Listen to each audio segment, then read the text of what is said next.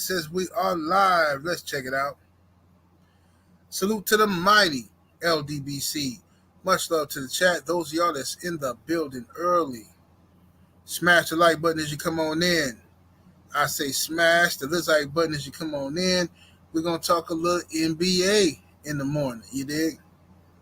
I told you I'm going to try to do this NBA in the morning at least once a week, man. You know what I mean? Especially when boxing is horrible right now. I'm going to try to talk this NBA basketball in the morning. You know what I'm saying? Share the video, spread the word to the ends of the earth. 78 Sports TV is live. You dig? Yes, sir. Let's scroll up and see who we got in the building thus far. I know a lot of y'all don't know me for basketball talk, but you're going to grow to learn me for basketball talk. Pablo Escobar, what it do, fam? Miami Snoopy 305 is in the building. Avery Vice, what's happening with it? The Dirt Game Boss, what's happening? Daniel Chambers, Dinkin Dollars. Mark Clark, salute. Let me see here. Whoa, what you say? He said, what up, family? He said, 78, get ready for my Detroit Lions coming to make some chili cheese fries. We're going to see about that, homie. We're going to see. The Lions is balling, though. Y'all definitely balling this year. CJ Robinson in the building. K Mack in the building. D Fresh 94. Whatever, man, up in here. Andre Toppin Jr. King Strick. Rod Neal. Powerhouse Watson, what's happening with it? Slip the jab. CJ Robinson. My brother Sheldon, LDBC at nothing. Sheldon said that the Laker hate continues. And you know this, man. My brother Main Event Mark, what's happening with it? D-Man Jr. Iron Waffles. Kevin Hill. My brother Jared Green, what's happening? DP Rocker, what it do? Simeon Carter. We're going to be all right. The Bucks going to bounce back. The Bucks going through a top-heavy schedule, and all our weaknesses getting exposed right now. The Bucks' weaknesses are getting horribly exposed, and that's okay. We got. What's up, my brother Supreme Beast Box Talk Cadillac Red? What's up, my brother LB in the building? Yeah, we're getting exposed right now, and that's good. I'd rather the Bucks get exposed right now than in the playoffs. Whatever we got to deal with right now, let's deal with it. Let's get through it. Let's trade who we got to trade. Let's get on who we need to get on. Let's do all of that. You know what I mean? Let's get at it. So before we get to talking about the Lakers and cooking them, let's talk about my Bucks because I'm so disgusted. I'm so disgusted with the Milwaukee Bucks and Doc Rivers and everything that has happened in this situation. So the Bucks, we done got whooped by the Brooklyn Nets, the bum Brooklyn Nets, might I add. We done got whooped by the bum Chicago Bulls, right? And now we get whooped by the champions, the Celtics. But the Celtics loss wouldn't have been that bad had we beat the two chumps we just played. But the Bucks, we dig ourselves in these holes every year. You see what I'm saying? A lot of this got to do with Giannis as well. I like how Giannis played yesterday. There was just a couple of boneheaded mistakes, but that's okay. I'll take that if we get Giannis aggression. If we can keep that aggression from Giannis, I'm with it. You know what I'm saying? The referee didn't want to give him no calls last night. But that stuff like that's going to happen when you're playing with another player like Dame Lillard who gets those free throw calls. Dame was able to draw fouls, and it's very rare. Almost never does officiating crew give two players on the same team all the superstar calls. Usually they only give the superstar calls to one player at a time, and Dame was the one who got the calls last night. So it is what it is. You know what I'm saying? But I think Giannis and Dame played well. I think our defense is horrible. I think Doc Rivers' rotation suck, and I think he's still – and I like Doc. I'm a fan of Doc Rivers. You know what I'm saying? I'm going to defend Doc Rivers. Hold on. I'm I'm going to defend Doc Rivers. Um, been a fan of his coaching, but Doc takes a lot of criticism.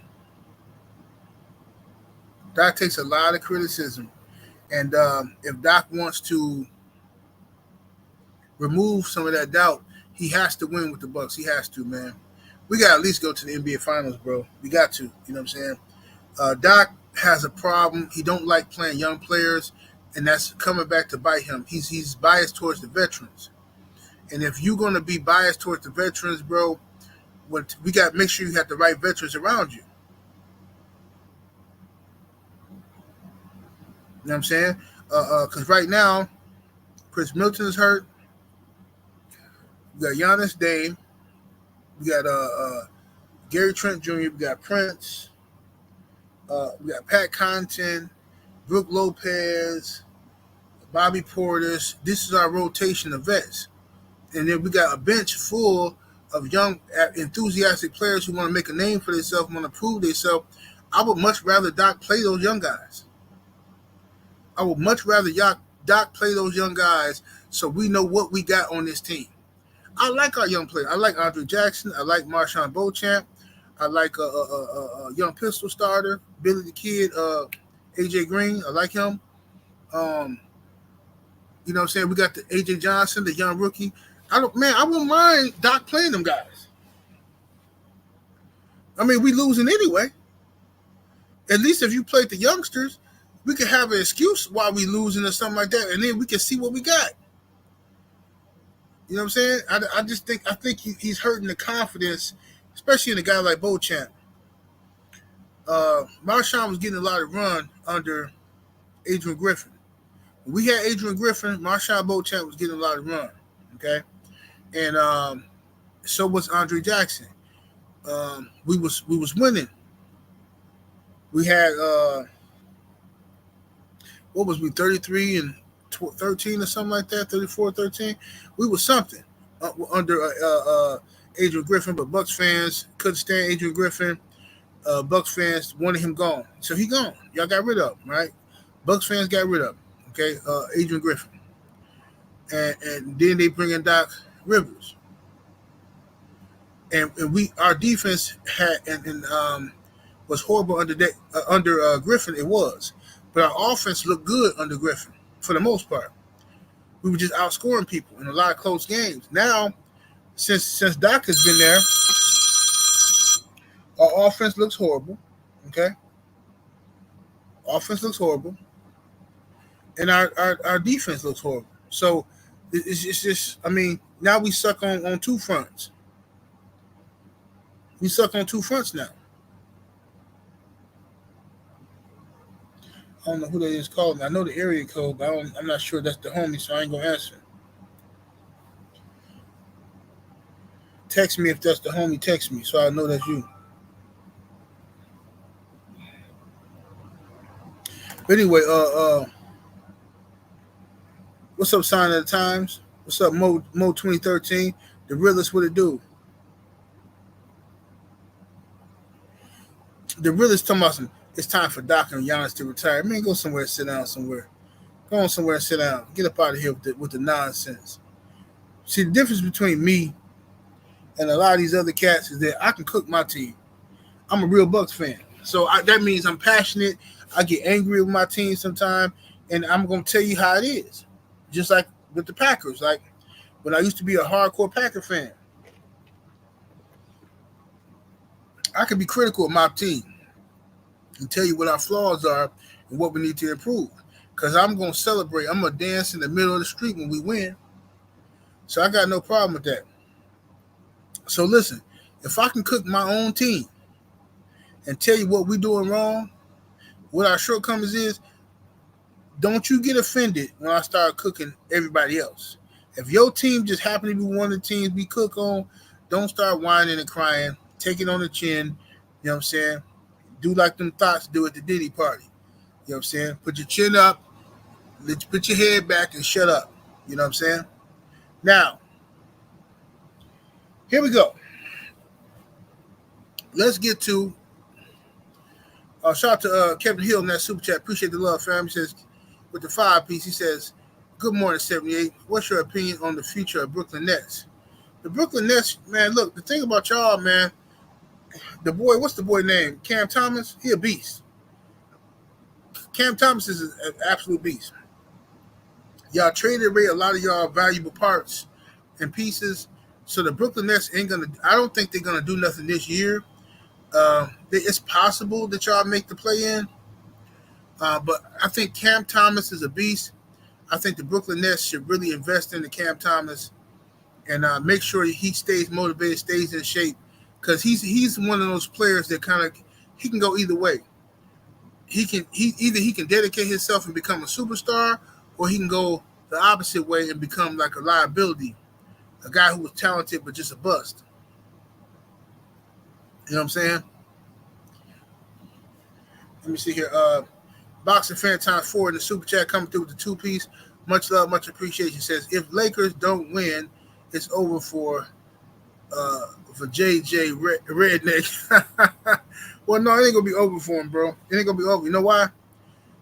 JJ Redick has the protection. He has the complexion for the protection. Not only that, though, JJ has the protection from a lot of dudes like LeBron James. I'm gonna tell you, because dudes like LeBron, this is how it works. Because dudes like LeBron, right? Hold on one second, yeah.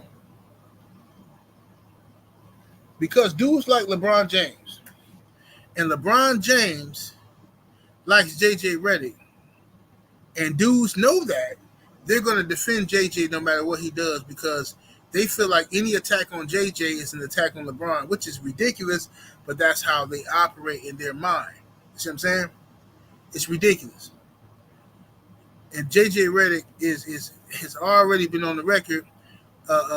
Black women that accuse this man of calling them the N-word and fits of anger. I don't put that past nobody. Because when you're angry, you'll say anything. Some of y'all in the chat know what I'm talking about. When you mad at somebody, you want to hurt them. Oh yeah, you talk, especially to a woman. So I don't put that past JJ getting mad, saying calling some girl the N-word. And then some dude from Duke said, hey, that ain't no surprise to him. So I don't want to see nobody vouching for JJ talking about, oh, he wouldn't do that. I know his heart. Man, miss me with it. JJ Redneck,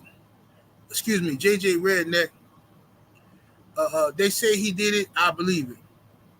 The same way y'all believe everything they told y'all about Diddy, I believe everything they say about JJ. Let me guess, it's different now. It's different. Ty French 600 is in the super chat with the 2-piece. Much love, much appreciation. Says, I am happy if anyone talks about the Hornets. Hey, man, we're going to do some cooking this year, man, on basketball. I'm going to try to be consistent with the basketball talk. So the Hornets definitely will come up. I'm going to wait till y'all play the Bucks first, because I ain't finna go purposely watching the Hornets game. That's ridiculous. Anybody finna just purposely go sit down with some popcorn and some, you know what I'm saying, some flaming hot Cheetos and just be like, hey, man, let's watch the Hornets game. Man, ain't nobody ever going to do that in life. So when they playing the Bucks, that's when I sit down and watch y'all. And if y'all show me something that impresses me, that's when I go and start checking y'all out for real. You know what I'm saying? Soul Power, a.k.a. Gamed Up Kennels, is in the building. What's happening with it, G? Phenomenal Mexican, the homie. What's happening with it, bro? Andre Topper say my OKC Thunder looking good right now. Hey, OKC is a beast. I'm going to tell y'all, OKC, y'all came up nasty, bro. All them draft picks y'all got for Russ, for Paul George and them, OKC built for the future, and that's what I want the Bucks to do. If Giannis wants out, which I don't think he does, I think that's just a bunch of media hype. But if the Bucks ever decide to get rid of Giannis and Chris Middleton them and Dame, I want to haul back. I know the NBA changed some rules though, but I want to haul back. I want to be straight for the next 10, 15 years. You see what I'm saying? I want to be straight for the next 10, 15 years. I want number one draft pick just coming through. coming through. I want to be able to, go to the games with my grandson, and we still eating off of that them Giannis trade or the Chris Middleton, and you know what I'm saying? Because OKC did they thing with that trade, bro. I mean, they got. I'm glad y'all got rid of Josh Giddey, the creep. Y'all sent him to the Bulls. They shipped that creep out, and this is how you know that OKC knew Josh Giddey was a creep. They ducked the smoke, right? Because it's never the same energy when it's a white guy. So Josh Giddey was able to creep. The NBA covered it up. They didn't press the girl and her family for interviews and nothing, and none of the social media guys want to talk about it. They let Josh Giddey slide, pay this girl and her family off, right? And then right off into the sunset. And OKC traded him right after that. Right after all the legal stuff was done, they got rid of him. Josh Giddey is stone cold creep. But I got to listen to dudes coming on here every day talking about Diddy and what he might have done. I got to listen to dudes coming on here talking about R. Kelly and what he did do. And talking about Bill Cosby. And then I even got to listen to people talking about Kobe Bryant. This one, what's up, my brother Trill Will, LDBC, or nothing in the building. What do, Will? Shout out to my brother. I got to listen to people like Jaguar Wright come out here talking about,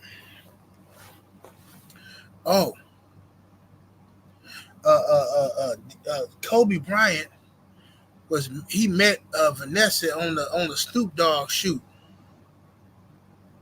He was messing with Vanessa on the Snoop Dogg shoot. And video shoot, and that's when she was only 14 and a half. Look, man, I don't know if Kobe met that girl and what age she was when Kobe met her. I don't know. All I know is Jaguar Wright is a liar. She mixes lies with the truth. She heard that story like everybody else heard it on Vlad TV. That's where she heard it. And then she magically hears stories and magically places herself in the vicinity. Yeah, I was in the bathroom.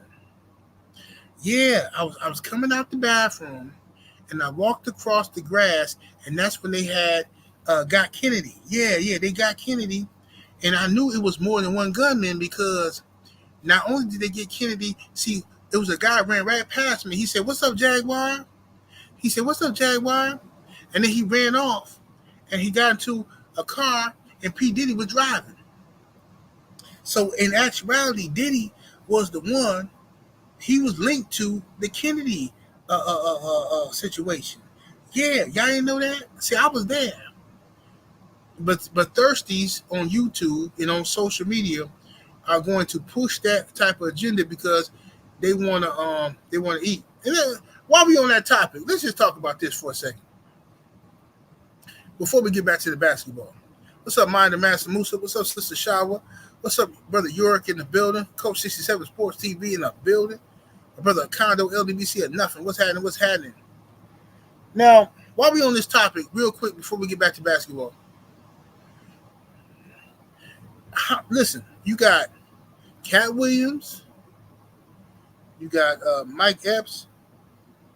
Not Mike Epps, but Eddie Griffin. Right? You got Jaguar, right? Countless celebrities have told you, Dave Chappelle, countless celebrities have told you what Hollywood and the entertainment industry is all about. Right? And if y'all believe it, then you have to believe that you gotta, in order to make it, you gotta bend over and take it, right? You gotta bend over and take that, right? If you believe it, okay? That's what you gotta do to make it in Hollywood, right? Cool. So you believe it. Any black person that's become successful, they had to bend over and take that. Cool. That's what you believe. Answer this question for me. This gonna make you mad now. Take a deep breath. Why y'all still trying to make it to Hollywood? Why y'all still trying to get y'all movies off the ground? Why you still trying to get in the entertainment industry? Why you still trying to, man, I got one more track, man. My record, I'm waiting on this record deal. Why are YouTubers still trying to get deals to work for ESPN and sponsorships and all that. I mean, because if you make it to any type of level of success, ain't you gonna be accused of having taken it up the rectum? I'm trying to figure out why you still trying to make it. Ain't you supposed to have given up by now? Because if you make it, then you sold out. You bent over and you took it. Why all your favorite YouTube channels still trying to get a deal? But they dogging Diddy, right? They praising Jaguar Wright. They praising Cat Williams. They praising all the whistleblowers, they say. But all of them still trying to get in that field. All of them still trying to get in that field. Why? Why do you want to be up around that? I know. Maybe the zest don't fall too far from the tree. Huh? Maybe the zest don't fall too far from the tree. Maybe. Just maybe. You wish you was at them freak offs. Maybe. Just maybe. You wish somebody would call you and invite you. Hey man, you want to come on down to the Diddy party? Yeah, man, Diddy. Hey, Diddy having his victory party. Cause you know that's what's gonna happen. If Diddy somehow, some way get like escape prison time from this stuff he got, which I don't think he will, but let's say he do. If Diddy somehow, let's say Donald Trump get elected, cause Donald Trump probably gonna dismiss all Diddy charges or pardon him or something. Because, you know, Donald Trump got a lot of nasty stuff going on. So let's say Donald Trump get elected, hypothetically, and Donald Trump dismiss all Diddy charges, and he say, look, man, we ain't got time for this. I'm giving you a full pardon. You out. And Diddy have a coming home party. The same YouTubers, the same social media people that's been dragging Diddy is going to be all over the place trying to figure out what happened at the party, hoping they get an invite. They want to be in the secret rooms. I don't want to hear no more stories from Cat Williams about going to parties and seeing men doing strange things. Because listen, bro, the first time I go to a party with anybody and I see a dude smashing another dude, I already know I'm not going back to no more of them parties. I already know that. I don't have to go to 3, 4, 5, 6, and then have all these fantastic stories. Just like Gene Deal. Gene Deal got all these stories about all the stuff he done seen. Ugh. That kind of nasty, ain't it, Gene? Where you been at? I mean, that's kind of gross. My brother Trill Will, LDBC, enough in the super chat with that 5-piece. Much love, much appreciation. He says, boom, mic drop. Salute, General. Salute to you, brother. They're going to have to answer these questions. Because if all, what's up, Bassiana, the beautiful Bassiana? And happy birthday to the beautiful Bassiana. Happy birthday to you, beautiful. If all the stuff they're saying is true about the freak offs and all this nasty stuff that's going on, right? Which some of it probably is true. But let's say all that stuff is true. And you got to bend over in order to make it in Hollywood and the entertainment industry. They got Usher, they got Justin Bieber, they got this one and that one. Why all y'all fighting so hard to be a part of that industry? Is it because the zest don't fall too far from the tree? Or you know it's a lie and you just hating? You hating on people that's doing better than you. Which one is it? It's one or the other.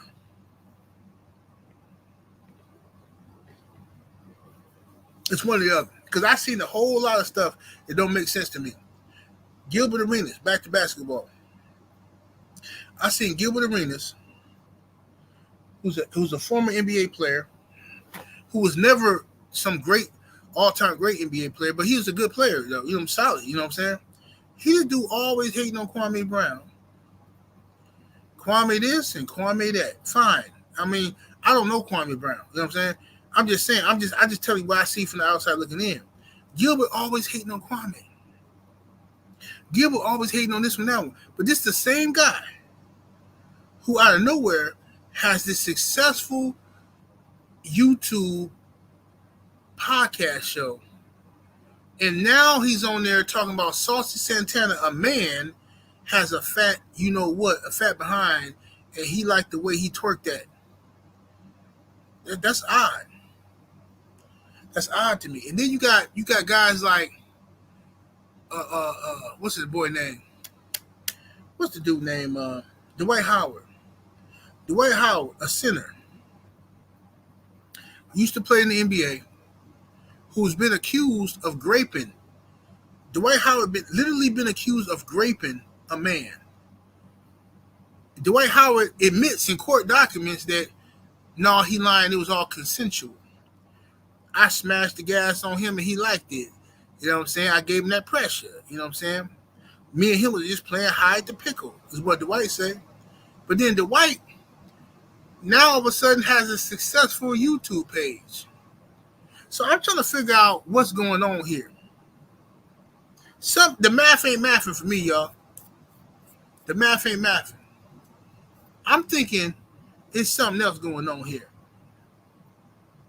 If the entertainment industry is so zesty and disgusting and nasty, why is everybody fighting tooth and nail to be a part of it? Can anybody tell me that? Why? Maybe the zest don't fall too far from the tree. Just maybe. Now let's get to this basketball what's up, LB? When they get to the boy JJ Redick. Now I did a video about this earlier, but I didn't upload it because I'm like, man, so much information was coming out, I couldn't upload it. I see my boy Too Raw did a video about this. Shout out my boy Too Raw for TV. I see my boy Ticket TV did a video about this. All these brothers did videos about this. So I'm like, okay. Let me do it this way. Instead of putting out that short video I was going to put out, let me do a live stream and talk about a lot of different things all in one. So I ain't got to do 5 different videos. So now, smash the like button, y'all. Get them likes all the way up. We should have over 200 likes. And I hope y'all sharing the video. 70 over here talking about basketball and whatnot. Share the video, y'all. Hook your boy up. Now, first of all, after the loss the Lakers suffered last night, let me see if I got the stats here. Let's see. And this ain't no, like, I'm not just like, people think I hate the Lakers or something. You know what I'm saying? You know what I mean? I never hate the Lakers when Kobe played for them. I never hate the Lakers when Magic played for them. I never hated when Shaq. I just hate the Lakers that LeBron played for them. Now, these are the stats from last night's game. Mind you, the Lakers started off the season phenomenal, 3-0. You know what I'm saying? They was balling out of control. And I'm going to tell you why the Lakers were even this close in the game. You see that name on top? Anthony Davis. Anthony Davis has been on a mission this year. This man has balled out of control, and Anthony Davis is my leading candidate for MVP. And I don't even like the Lakers, but the truth is the truth. Right now, the man has been consistently good. 15 rebounds, 3 blocks, 29 points. Anthony Davis is the leading candidate so far for MVP. Of course, it's going to change. It's going to be ebb and flows, all that good stuff. But right now, he's my leading candidate for MVP. Rudy Hachimura, I don't know what has gotten into Hachimura, but it appears when you mix the blood of Shaka Zulu and great samurai warriors, you get Rudy Hachimura type of tactics. The man got 20 points. 20 points. He's supposed to be a scrub. Rudy Hachimura. Rudy Hachimura low-key be balling, y'all. Do be balling. Let's go down to Austin Reeves. Austin Reeves, the white mamba, that's what they call him. I don't call him that, but that's what they call him. Austin Reeves, 23 points. You can't ask for no more from him. 23 points from Austin Reeves. D'Angelo Russell gave you 14 points. You can't ask no more from him because either night him or either D'Angelo Russell or Austin Reeves can rotate their points. One of them going to be higher or lower between Rudy Hachimura, Russell, and Reeves. As long as those points are there, but just shifted in different, you know what I'm saying? Between the three of them, you never know who's going to do what. But the star of the show, the star of it all, is LeBron James. LeBron James, this guy here. LeBron James had 11 points. And I haven't seen LeBron, I could be wrong, but I haven't seen him have a game like this in a long time.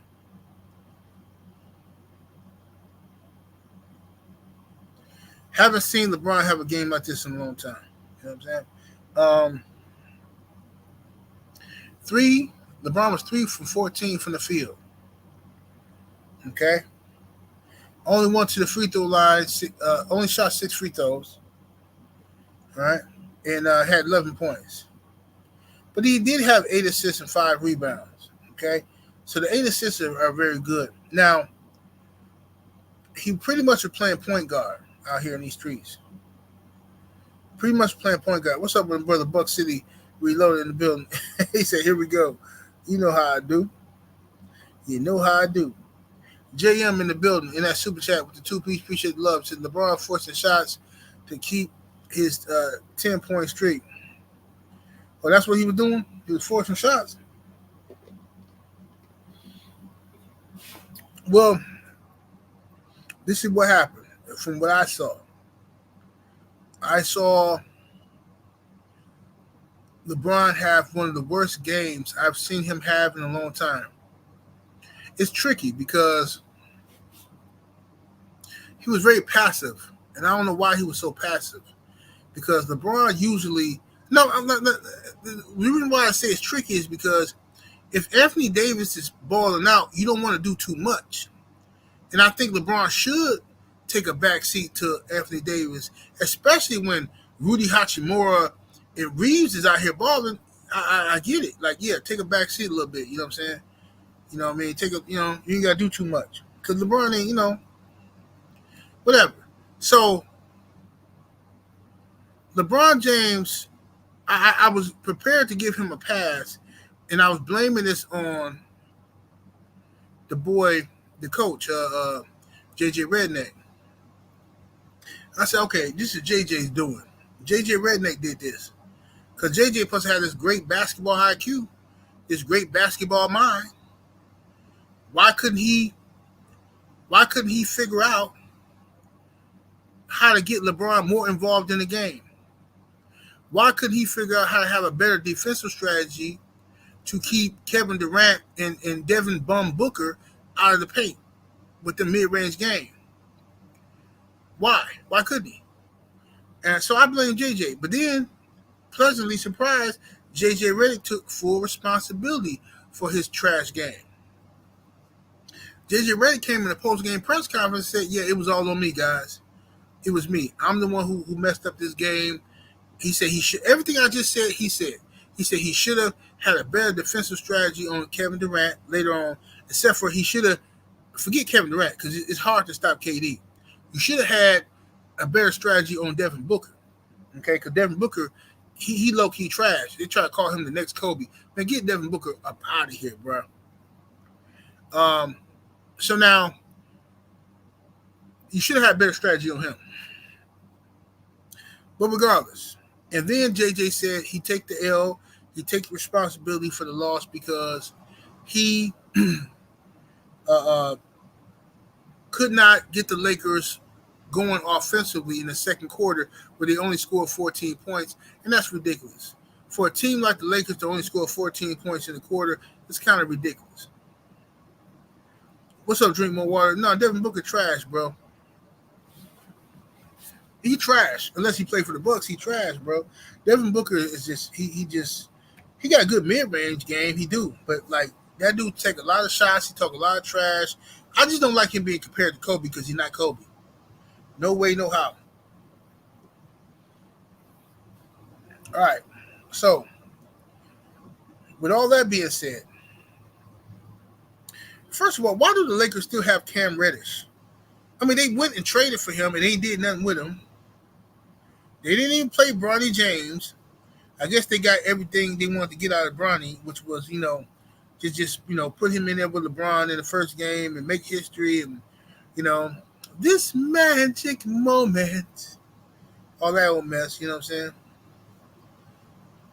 They want to do that, but they didn't play Bronny, so whatever. But this the kicker here. LeBron James says in the post game press conference that he was sick. Bron said he been sick since Friday. He been feeling well. Now this is my problem with that.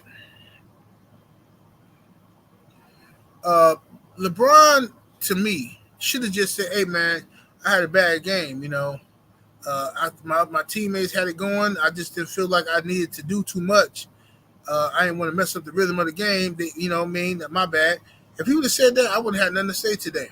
But LeBron instead said, this is what he said. He said, "Well, yeah, I was sick. Yeah, my stomach was hurting. I was pooting since yesterday. I've been pooting. And, my stomach is growling and pooting. And I don't know what I ate, but I don't know if it was some Chinese food or what it was. You know what I'm saying? But it just is my stomach pooting, and I couldn't stop it.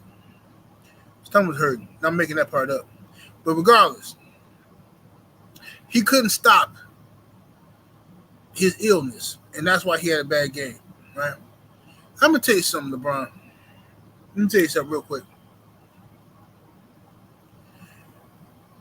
Because people love to hit me up on Instagram and on my email and send me all this Michael Jordan and LeBron James nonsense.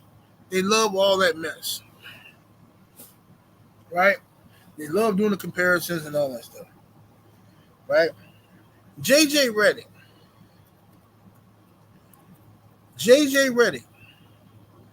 while LeBron James had let the shot clock run out, JJ Redick came out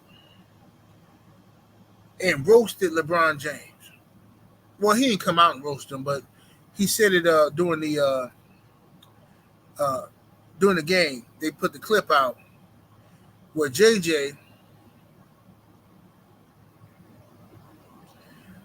basically said, he told LeBron James, "Shoot the effing ball. Shoot the effing ball. What are you doing?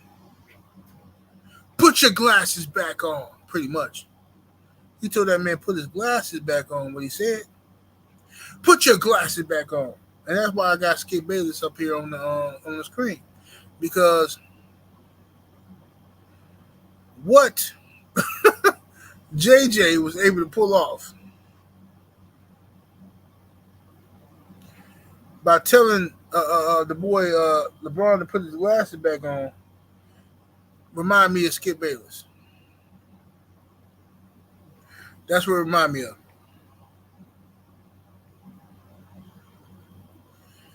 I'm disappointed, extremely disappointed in LeBron James for allowing JJ Redick to talk to him that way, in that manner. Extremely disappointed. At the end of the day, we had Darvin Ham fired by the Lakers. Fired. No ifs, ands, buts about it. Right. Shut up and dribble, pretty much, is what JJ told him. Shoot the effing ball, is what JJ told LeBron. I don't get it. How LeBron took that with stride. How did he take that with a smile on his face? How? Can anybody explain to me how he took that with a smile on his face? Because whenever Darvin Ham raised his voice and would show any voice of frustration, it seemed like, LeBron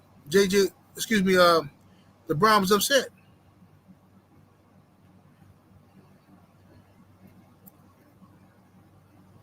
LeBron was grossly upset anytime Darvin Ham or any other coach had any type of situation where they were upset with him. But regardless, that's what your boy LeBron James has allowed JJ Redick to do. He's given JJ Redick enough pass, enough enough slack to do and say whatever he wanted to say. Okay.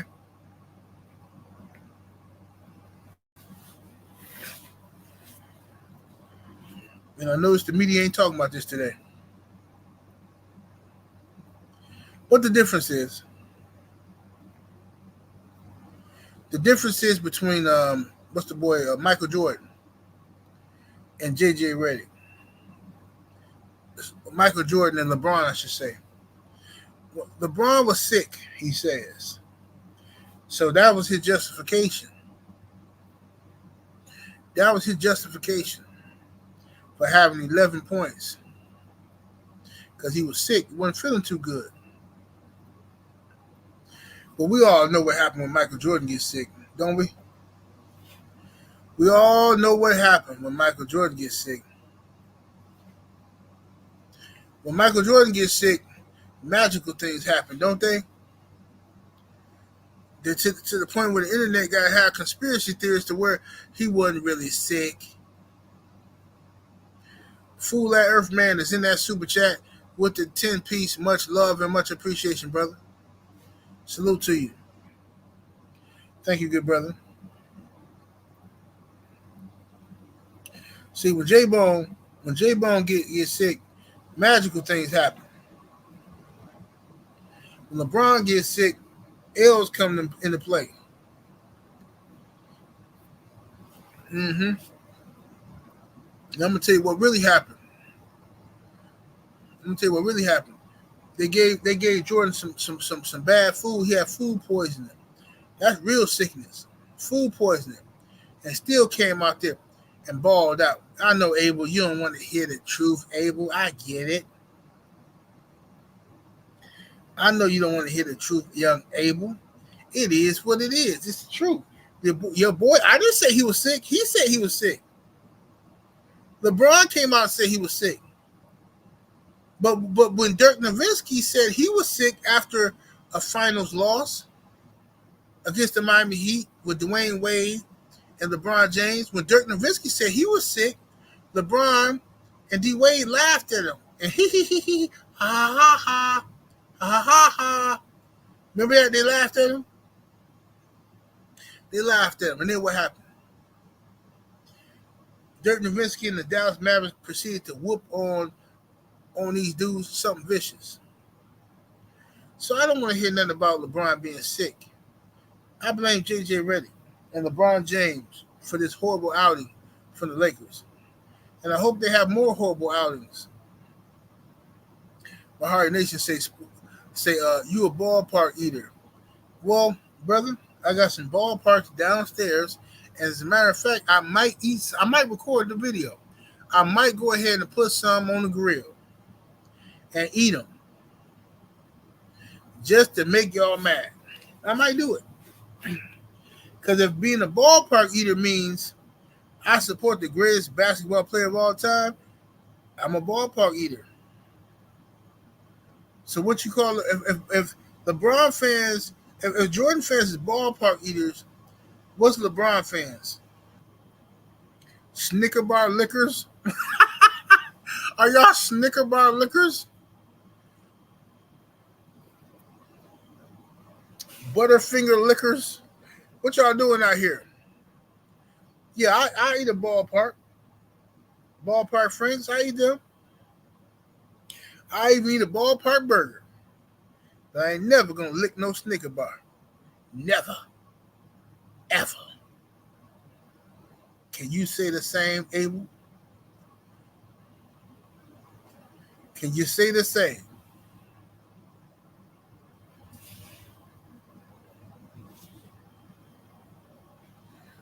Those are all these questions I be having for y'all. That's all. But yeah, JJ, in my opinion, I think JJ Redick's comments, during the game, shoot the effing ball.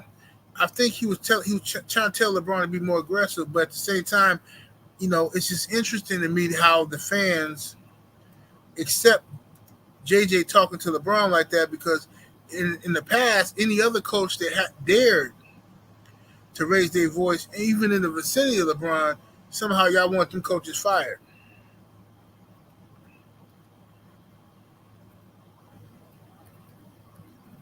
I'm just saying.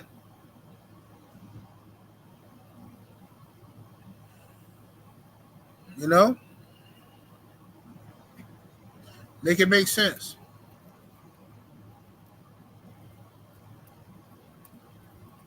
Make it make sense, ladies and gents. Hold on a second, y'all. Do.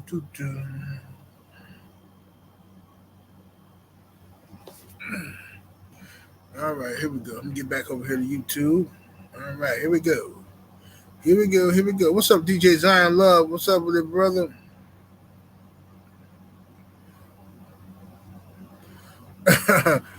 Rich Reloaded say Hebrew national handler.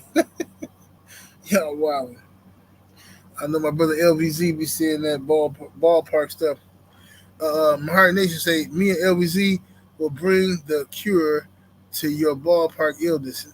Listen, brother, it's not you can't bully me off my position about Michael Jordan being better than LeBron. You can't. Michael Jordan was the greatest basketball player to ever grace the NBA. I say the NBA specifically for a reason. The greatest basketball player to ever grace the NBA was one Michael Jeffrey Jordan. Right? He did it effortlessly. LeBron James, he got too much. It's too much mystery surrounding him. We don't know what this guy got going on. He already let JJ tell him put your glasses back on.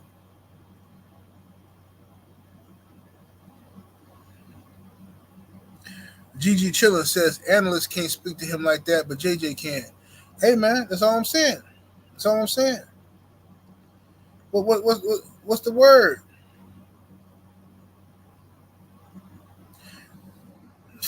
Abel say LeBron James already passed him. I know it hurts. Enjoy eating those nasty ballparks. First of all, sir, LeBron has not passed Michael Jordan, but I'm glad you said that because this exposes the LeBron James fanboyism. Now watch this. Watch this. Watch how easy this is. LeBron James fanboys only use stats that benefit LeBron. Michael Jordan didn't do this at the age of 53. Michael Jordan didn't do this when he still had hair on his head. Michael Jordan didn't do this when he was still married to a black woman. All these fantasy stats, right? Now watch this though. Watch this. Oh, I gotta read my super chat, my cash apps. My bad, but watch this point. So LeBron James has passed Michael Jordan on longevity. Even though Michael Jordan retired and came back and took years off, and he retired before LeBron, let's give LeBron nothing but credit for his longevity. I have never seen a basketball player have the longevity that LeBron James has. Salute to LeBron. He's an absolute beast, and he's on my Mount Rushmore of basketball. I think he's in that top 4 greatest basketball players of all time. If you think that's hating, wow. For me to say LeBron is in the top 4 basketball players of all time, for you to think that's hating shows me that you want LeBron James sack on top of your forehead, on your chin or something. I don't understand. The greatest 4 basketball players of all time, LeBron is in that top 4. Somehow that's hating on him. Now watch this though. He passed Jordan on the stats. Cool. Watch this. With less time, Michael Jordan got more championships. Magically, it don't matter no more. Magically, stats don't matter. Oh well, who cares? LeBron went to 25 finals though. Bro, he only won a couple of them, but still he went there though, bro. So wait a minute. I think I gave this example before. So let's say it's the girl named Keisha from the hood. You know Keisha from the hood. Keisha from the hood Everybody say Keisha got that good, right? Every time I go to Keisha house, I smash and get topped off. Every time I go to Keisha house. 6 times I go, 6 times I smash, 6 times I get topped off. You've been to Keisha house 25 times. Only smashed 4 times. You a sucker. You a straight mark. Bro, miss me with the cap. You can't make it sound cool. I've been there more times than you, bro. You didn't smash every time. You going over there watching. You watching TV with her and stuff. You over there playing a video game with her kids. You over there packing lunches and stuff. Oh, simp. Get up out of here, bro. When I go in Keisha's house, I'm smashing the gas on Keisha. Every time, cuz. Every time. I'm smashing Keisha. And then I'm getting up out of there. And I might even take some of her tax money. What you doing? You over there paying bills in Keisha's house?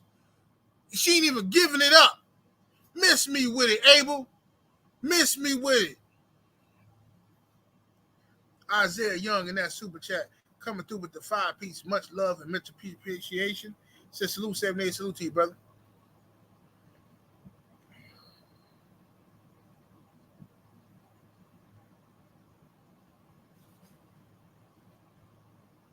I just need somebody to explain it to me. How is we bragging about LeBron going to Keisha's house more times than Jordan, but Jordan smashed more times? And he been there on less trips. Bro, yo, y'all can't make this make sense, bro. Miss me with the lies, fam. I'm sorry.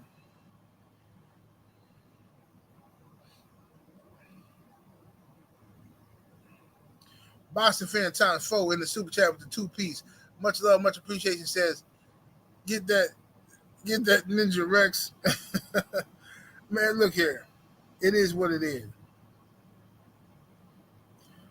It is what it is. Can't nobody answer that question. They're going to try to change the topic.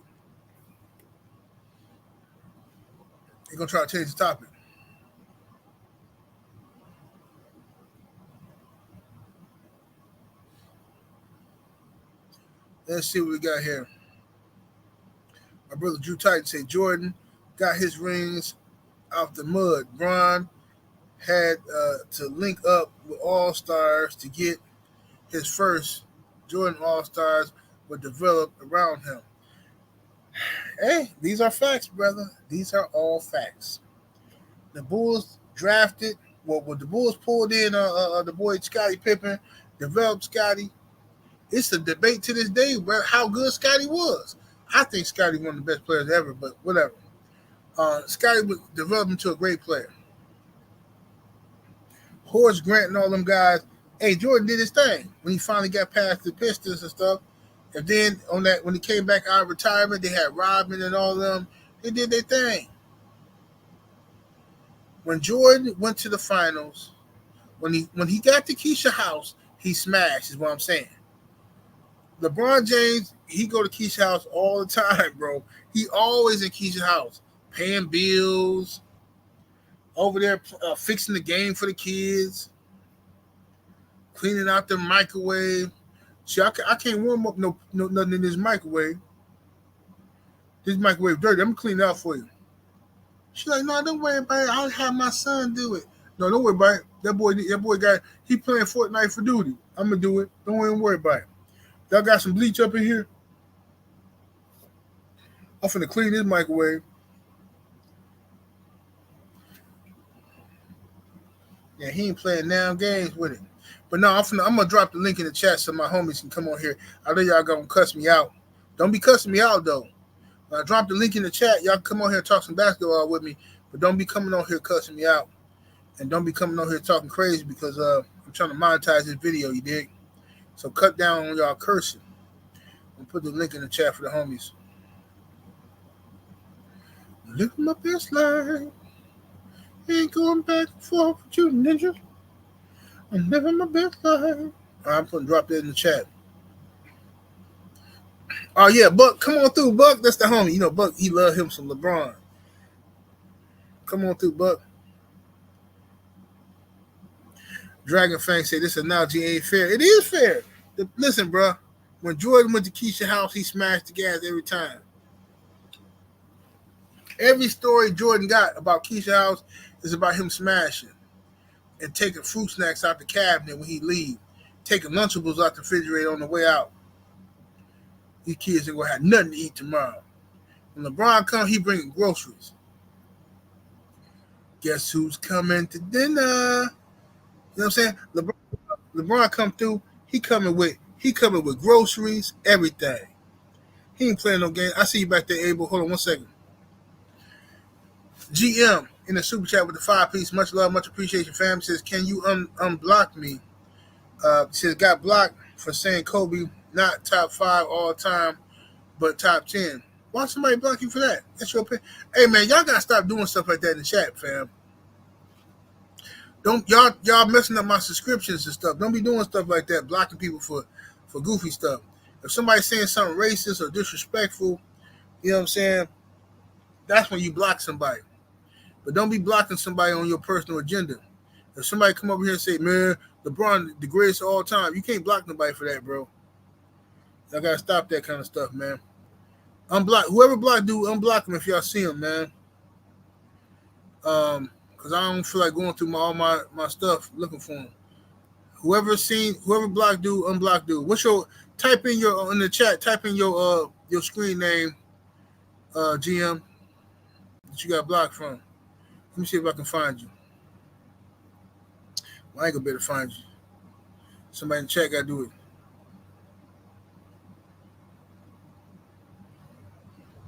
Let me see here. Young Abel in the building. What's happening with Abel? What's happening? How you doing? I see you joined your ballparks this morning. It's all good. Hey man, ballparks is what it is. Man, I will never eat them damn park eaters. Man, I cannot do it, bro. Can't do it. I used to eat. You know what though? When I was young though, I used to eat those ballpark franks where you put them in the microwave though. I used to eat them a lot when I was a teenager back then. But then as I got older, I stopped eating them.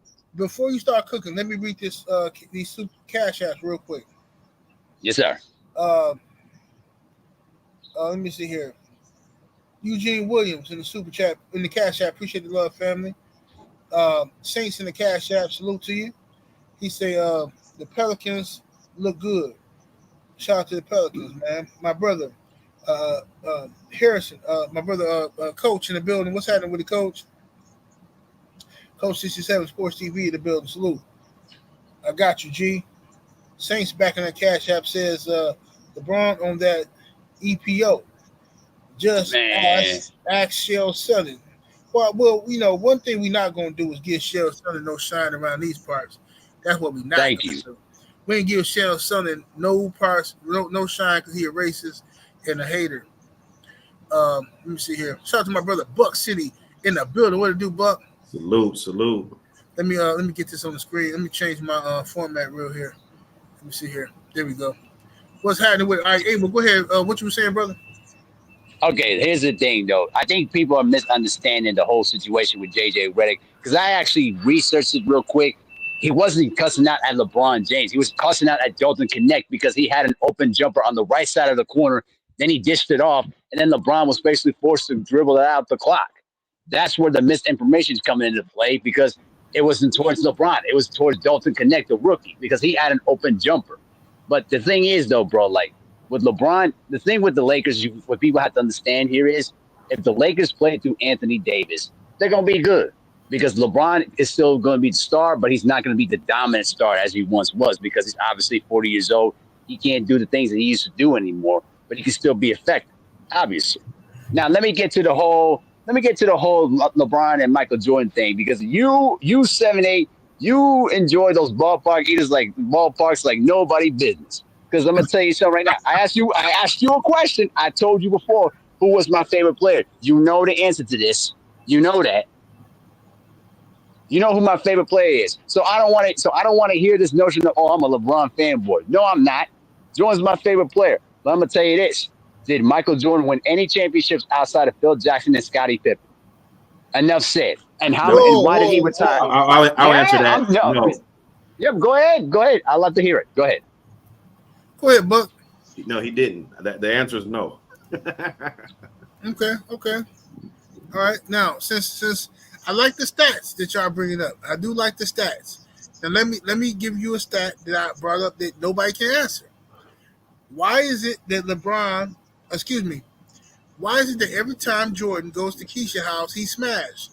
But when LeBron goes, he got all these fantastic stories about other stuff. Man, she was tripping. She was on her period. Oh, man. The kids was awake. The kids was woke, bro. Listen, bro. Hey, Buck, tell me what's happening, man. If you go to 10 championships, you're not going to win them all, bro. Period. You know.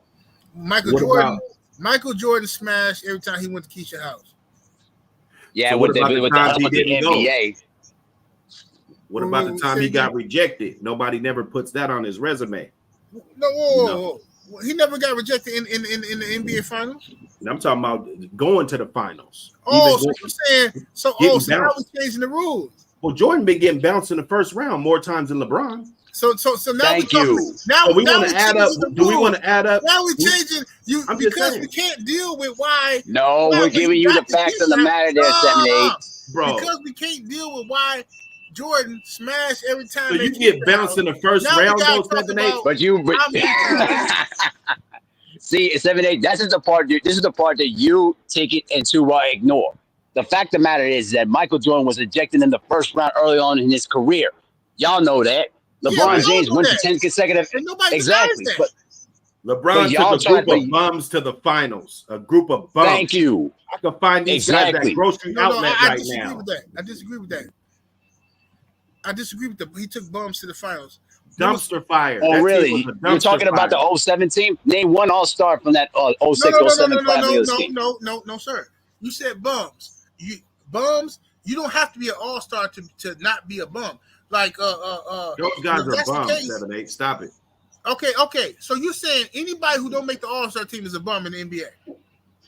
If we're talking about Jordan and LeBron, those type of conversations, yes. I mean, they would have to go on the bum category. So the rules are rigged for LeBron to win the argument. Well, we're talking about the best guys in the world. We're not talking about the water boy, right? Exactly. So if you don't make the all-star game, you're a bum. In this conversation, yes. If you're not an all-star, like how could we talk about you? Jamal Crawford was a great basketball player, but he wasn't an all-star. So when we talk about these conversations, he can't come up. Now we talk about handles or something, or just something like that, 6-man, but we're not talking about Jordan in the same conversation as the 6-man. All right, so I just need y'all to answer the question for me, and then I'm gonna get to y'all question. My initial question that y'all keep trying to cleverly move around: why is it that when Michael Jordan went to the finals, when he got to the big dance, he closed the deal?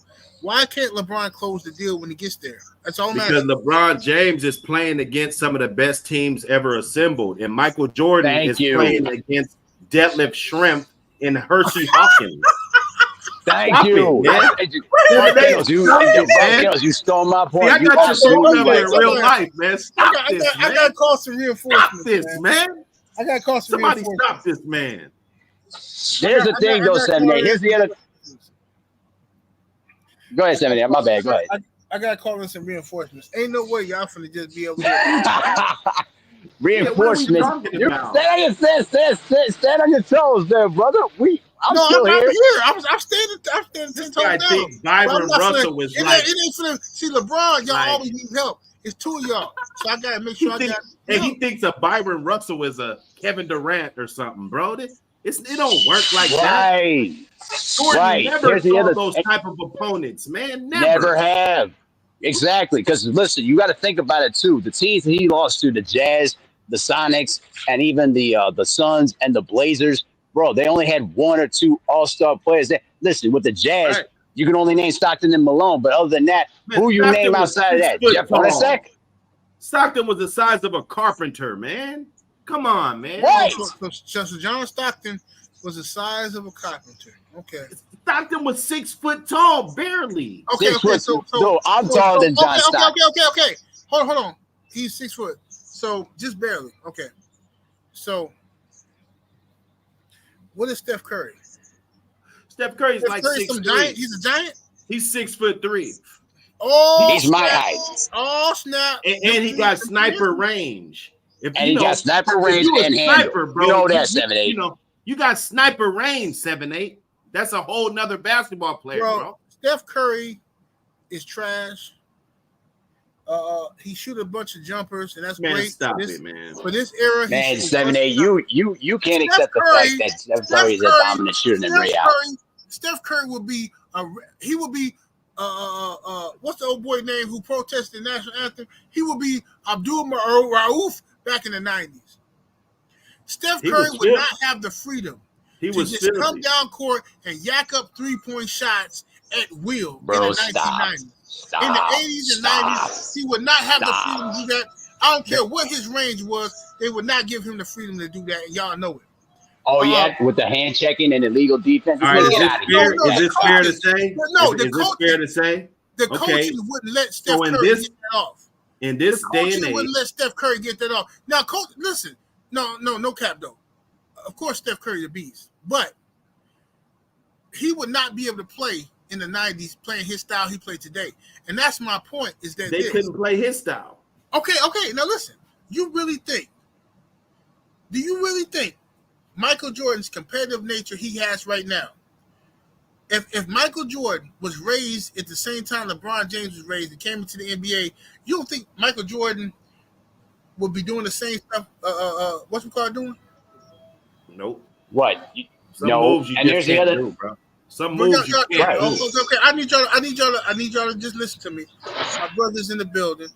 I called in reinforcements. My brother Ticket TV. Here we go. Now it's game time. Let's go. What's up, dog? Hey, my bad if I got the noise behind me, man. It's all good, bro. Yeah, hey, salute to you, bro. I just needed your assistance here because they tried to double team me with this LeBron shit. You heard about what just happened, right? What happened? Heard about what happened? What are we talking about? The charade gonna continue. They just reported just now, as I just came in here, that tomorrow they have reportedly said they were gonna send Bronny to the G League. Now they're not, and they saying tomorrow they're gonna have a ceremony with him and LeBron in Cleveland. So this ain't nothing but a charade, man. They pulling him. Whoa, they're gonna have a ceremony for LeBron and Bronny in Cleveland. No. See, listen, let's slow down. Well, I got because they said that he was going to the G League after the 5-game road trip, though, right? No, but he wasn't. Was he on the bench last night? I'm not sure. No, he wasn't. Was he on the bench the game before that? But that don't mean he's in the G League though. You know, they got two dudes that don't suit up. Assigning him. Hold on, they was assigning him there, and he was supposed to be there. But here's the thing: this is all a joke. This is all a game. Listen, bro. Darvin Ham was fired, so JJ Redick could do the bidding or whatever LeBron wanted to do with Bronny. Even in saying, think about this. A report just came out too and said LeBron James is more locked in now than ever, and he's more committed now. What do you mean, nigga? You getting paid max money to be committed, period.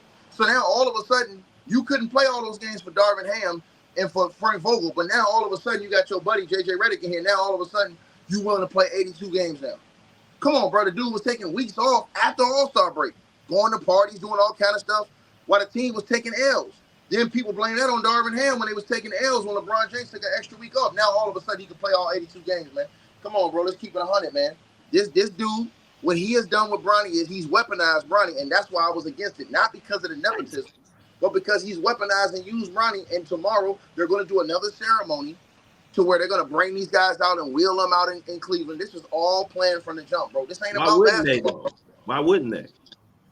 Because the dude is garbage.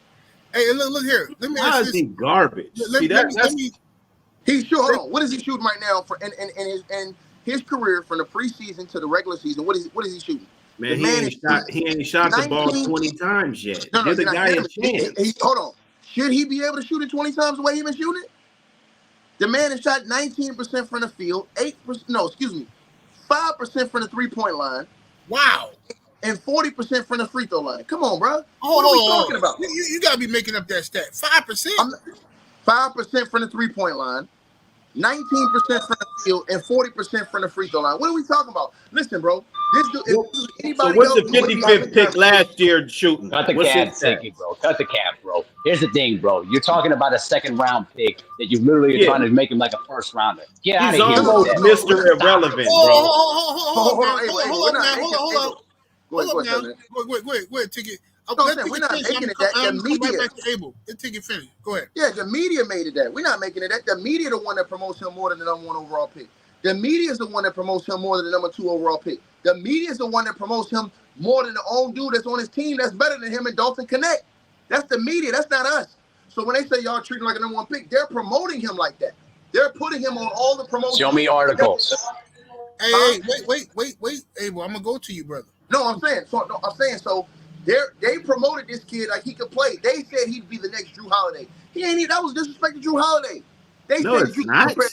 No, it's not. Y'all gotta let That's not disrespect. Okay, man. Everybody gonna have their chance to cook. If you think Bronny's anywhere in the stratosphere of Drew Holiday or ever could be, something's wrong with your brain. He's never showed you he's this player on no level.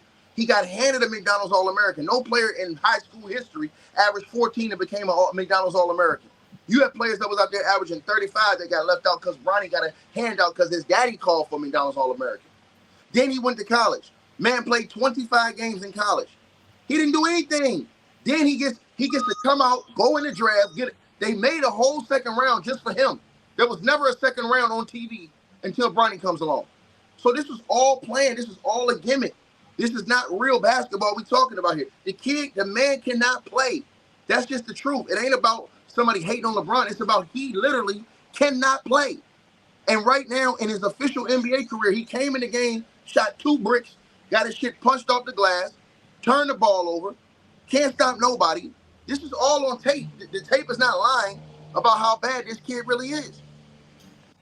All right, let me go to young Abel. Abel, give your response, then I'm gonna go to Buck. Abel, what's your response? First of all, all that is just nonsense because the bottom line here is I've barely even seen any articles of ESPN even mentioning Bronny James or anything like that. Oh, Number that's camp, Abel. No, hold on. Let me finish, sir. Let me finish. All right. Right. Let me finish. Okay. Here's the other thing. Bronny James is nothing more than a project. All right. I don't expect Bronny James to come into the first 5 games and dominate. That's the bottom line. Listen, Bronny James is nothing more than a 2-year, 4-year project. If he doesn't turn out to what he is, then they'll just release him. Simple as that. You guys really think that Bronny James is taking away a roster spot from another player that's deserving? Maybe the second rounder was just not good enough. Maybe there were other issues going on that maybe prevented him from going into the league.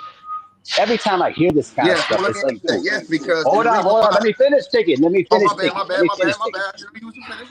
Go ahead. Yeah. I'll let you talk when I'm done. Here's my point.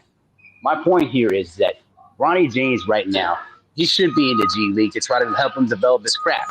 I don't like how they're overexposing the kid because the thing is puts him out there to make himself not just himself look bad, but also looks bad on LeBron James too. I don't like that, but at the same time, it's a business. They see the money and the value of putting those 2 guys together and the attention that comes along with it. I don't like it. I'm against that, but at the same time, I understand the business. All right, take it, brother. Go ahead. Wait.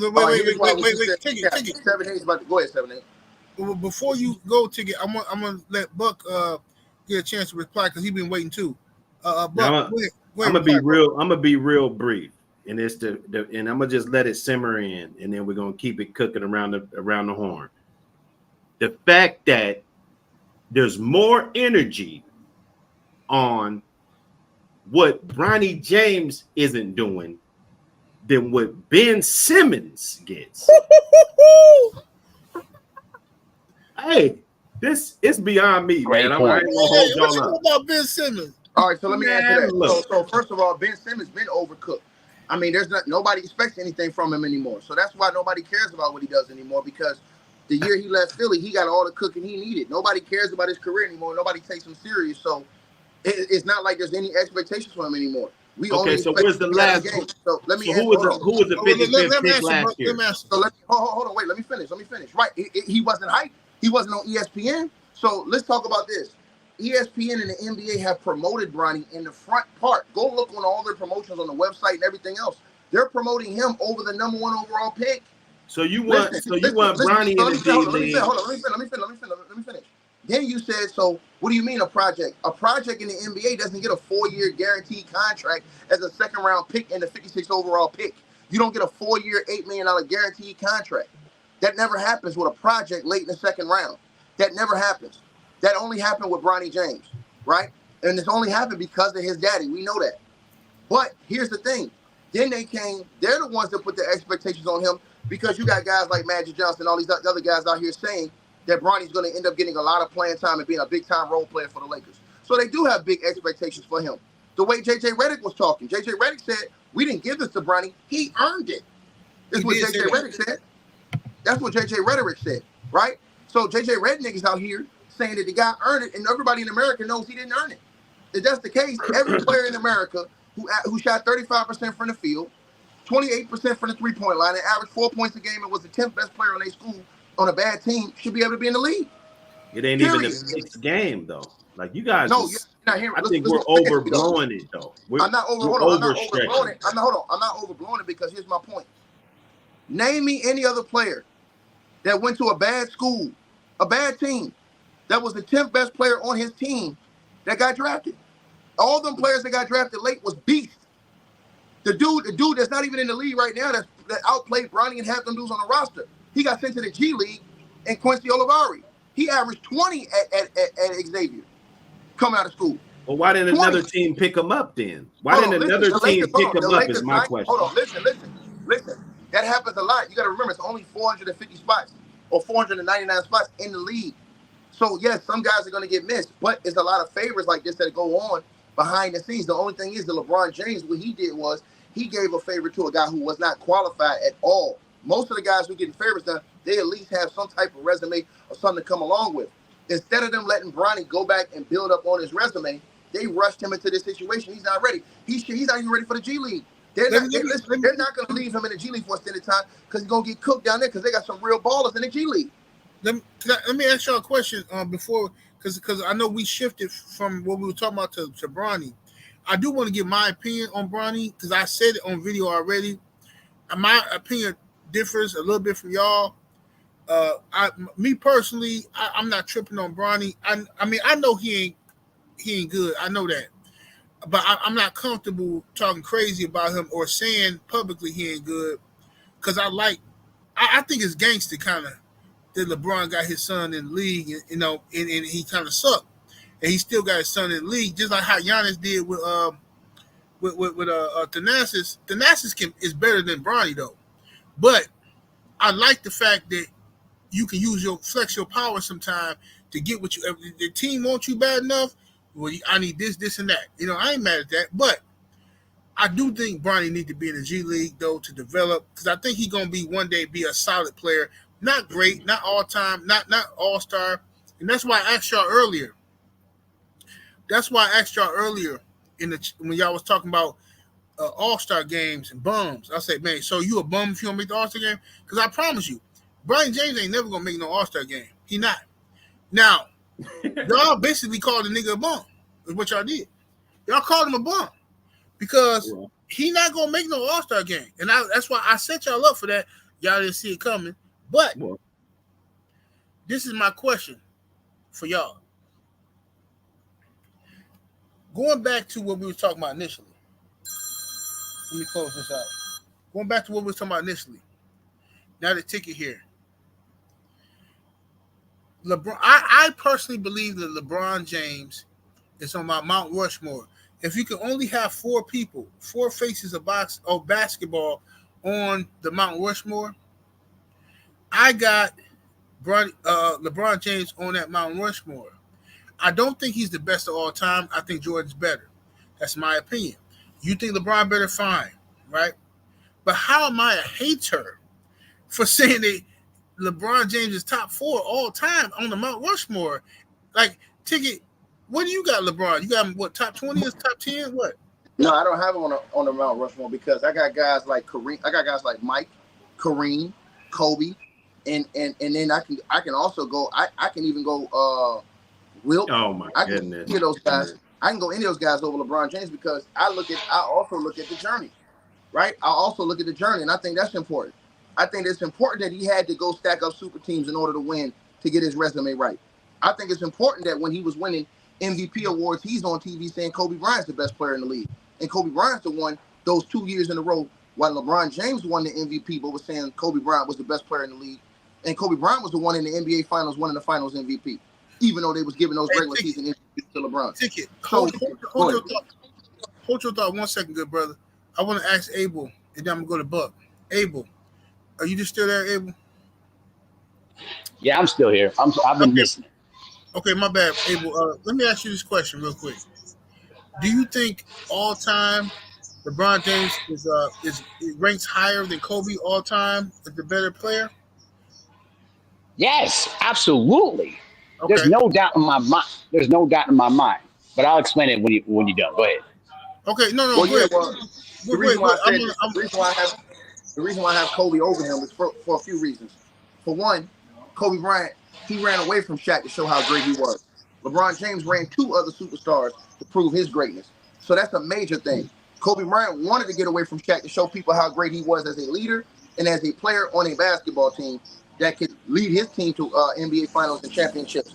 LeBron James, again, he ran 2. He ran from that challenge and ran 2 super teams and formed super teams and ran behind all these other guys that were all-time greats that got lesser credit or minimal credit at all because the media gave him all the credit. Secondly, I look at the games. I look at Kobe Bryant as just a more skilled basketball player than LeBron James. Kobe Bryant still played in an era coming in the league that was way more physical era than what LeBron James played in. And he played against a lot better competition than what LeBron James has been able to play against and leaning towards his era because Kobe came in still playing against Mike and all those guys.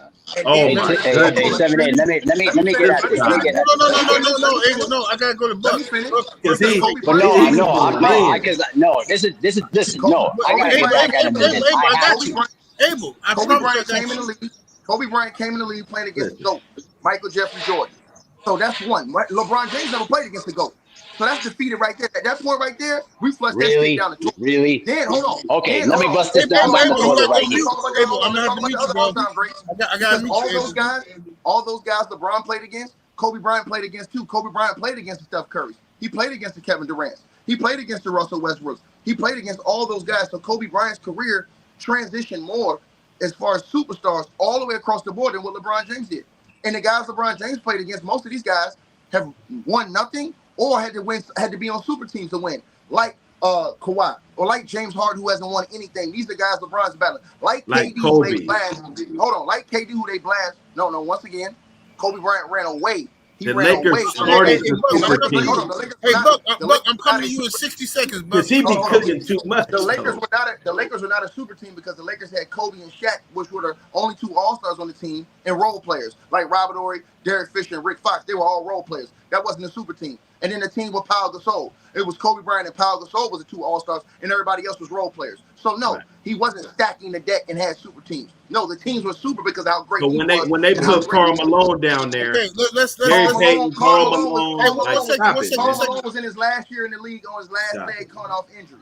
Period. So Karl Malone was nowhere near Karl Malone in Utah. Let me go to Gary Payton was bitten. Gary Payton was in the last year. Go ahead. Let me go to Buck on this one. The Lakers started the super team. What's your thoughts, Buck? The Lakers started the super team, bro. You know what I'm saying? LeBron James beat the best team ever assembled. Michael Jordan would have got swept by the Golden State Warriors, bro. The fuck? Let's stop it, man. I can't talk to this guy. He would have got swept. This guy said 7-8. Listen, this guy says Michael Jordan would have got swept. 7-8. He says Jordan would have got swept by the Warriors when goddamn on Pat Beverly and them took him 6 games. Man, get out of here, bro. Come on, you don't even know basketball, bro. Like, I can't even talk to this dude. Pat Beverly took KD's Warriors 6 games. And James Harden won 7 games. James Harden won 7 games. James Harden would have been the second best player in the league back then. Because Buck haven't had a chance to cook. I need him to cook so I can know exactly where Buck coming from. But no interruptions. Anybody interrupt him, I'm putting him on mute. I need Buck to get a good 5 minutes of cooking so I know where he's coming from. Go ahead, Buck. Yeah, are we still talking about the LeBron James and Yes, sir.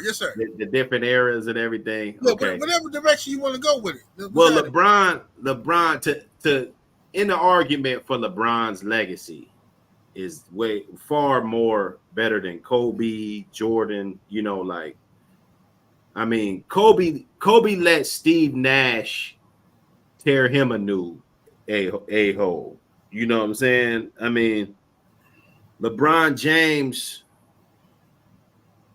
you know, he's a scoring leader. I mean, he does everything better than everybody. They built super teams to beat LeBron. They never did that with Michael Jordan. They never did. I mean, we can argue, everybody can get loud and, you know what I'm saying, and make it seem like, but they never specifically built teams like the Boston Celtics, like, you know, like these were other super teams that LeBron, being young, had to, like, damn, okay, this is what the NBA, that's the NBA that he grew up to. They building these teams to stop him. Golden State getting Kevin Durant, like those, that's more rings right there. Kyrie getting hurt, Kevin Love getting hurt. Those are more rings for LeBron.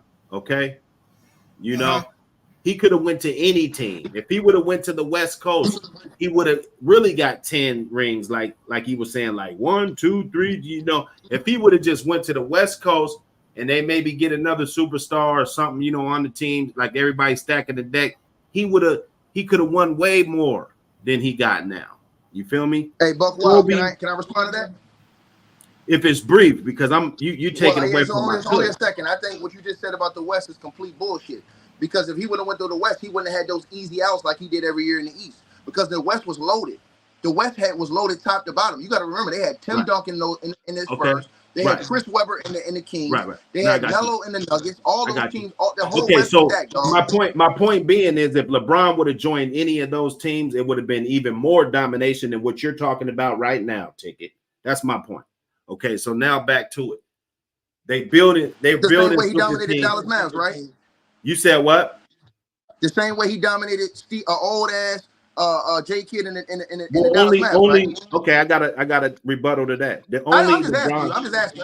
Only LeBron. Okay, we can go with the narrative and everything. You know, they wanted Dirk Nowitzki to win. You know, I don't want to go down that rabbit hole, right?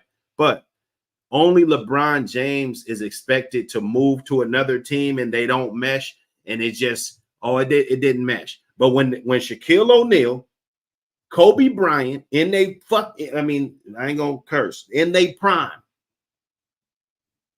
got Karl Malone, Gary Payton, all those guys. You can't say Gary Payton was done because he got another championship with D Wade and Shaq. When they stacked that deck, there was more players on that team. And when they didn't win the first year that they were together, it was a chemistry thing. And then everybody broke up. They were only together 1 year. You forgot that was Karl Malone's last year in the league. He got hurt. Well, no, they broke up. They broke up after that. The team broke up. He got hurt. No. Remember, Karl Malone got hurt and he retired. They only had 1 year. Karl Malone got hurt. Remember, Karl Malone got hurt and didn't play in the finals. He got hurt in game 1. Remember Karl Malone got hurt and didn't play? And Gary Payton wasn't the same no more. After that, Gary Payton was the same. He went to Miami and got a ring. No. What I'm saying to you is Gary Payton was nowhere near the same Gary Payton that he was in Seattle. He wasn't that Gary Payton no more. When he but you still got Kobe and Shaq, the two. No. I'm not taking. Hold on. I'm not taking that away from you. I'm saying how much do you need? That LeBron James had a super team and lost to a team with Dirk Nowitzki and role players. So, but you're talking about he could just run through and rule the West. Well, how could you do that when you couldn't even dominate with a super team, Dirk Nowitzki and role players? That makes no sense. We know what happened there. I'm not really with all the excuses, but we know that that was D Wade's team. When LeBron came there, that was their first year. That should let you know something then. If that was D Wade's team, that should let you know that LeBron James ain't who you think he is. If that was D Wade's team. He's not going to just come to somebody's team. Like Jordan, the Bulls been Jordan's team from day 1 to day 100 or whatever. You know what I'm saying? It's been Jordan's team. So when Pippen came, when anybody came, because Jordan couldn't win nothing without Pippen. Let's stop forgetting that. And I think Pippen did get an MVP. And I think Pippen went to a finals. A conference finals or something like that. Like Pippen, when Jordan left. No, he didn't. Hold on, you're wrong. Pippen lost. He lost in the second round. He didn't even get to the conference final. Okay, so but when LeBron left any of his teams, they didn't even go to the playoffs. You see the difference? You see the difference? You see how? What do you mean? Hold on. Say that again. What do you mean they didn't go to the playoffs? When LeBron left the Cavs, when LeBron left Miami, when LeBron left them, the team is done. Okay, time out. When LeBron left Miami went to 2 out of 5 NBA finals. Miami's been in 2 out of 5 NBA finals. No. So you're talking about Jimmy Butler, dude. We're not talking about that. When LeBron left Miami, hold on. I'm talking about the next year of a team, bro. Hold on. The next year is different because Chris Bosh didn't play. He had blood clots. It doesn't matter. It doesn't matter. We're making up too many excuses, if your guys not playing, hold on, sir. If your guys are not on the court, it does matter. If Chris Bosh is not playing and he's an all-star, perennial all-star, that matters, man. Okay, what about the Cavs then? What did they do after LeBron left? Nothing. Exactly. They were back in the lottery. The Cavs were decimated. Hold on. The Cavs team was decimated after LeBron left. Both times. Remember?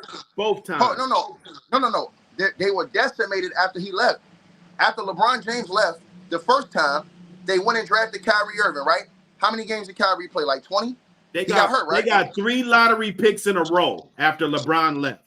They got 3 lottery picks every year, right? Hold on. Kyrie got hurt every year, right? That was the #1 overall pick, Kyrie Irving. He got hurt every year. He only played the most games that year. You remember that? But Andrew Wiggins never played for the Cavs. He got traded. He never played a game. My point being is that they got 3 lottery picks in a row, and it strengthens the argument about when LeBron leaves a team versus when Jordan leaves a team. That's my point, right? Bulls were fine when Jordan left. Listen, here's my point right here. Kobe Bean Bryant is my favorite player of all time. That's who I think is. That's just my guy. You know what I'm saying? Okay. I believe that Michael Jordan is the greatest of all time. The reason why I say that is because the man had 10 scoring titles, right? The man won MVP and Defensive Player of the Year award in the same year, right? Okay. He's got 6 Finals MVPs, right? Okay. He never lost in the NBA Finals, right?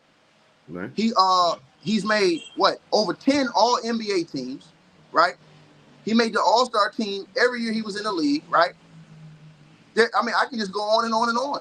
So to me, and like I said before, right? He got 10 all defensive selections as well. So when you look at that, again, LeBron James is still in year 2022, trying to break Jordan. He still has records that he hasn't broken that Jordan has still, and Jordan did that in limited time. So listen, LeBron James, in my opinion, is a great basketball player. He's one of the greatest to ever play. I just don't put him, above Mike, Kobe, Kareem. I don't put him above those guys. That's all. Can I get this Kobe? Can I get you off of this Kobe real fast?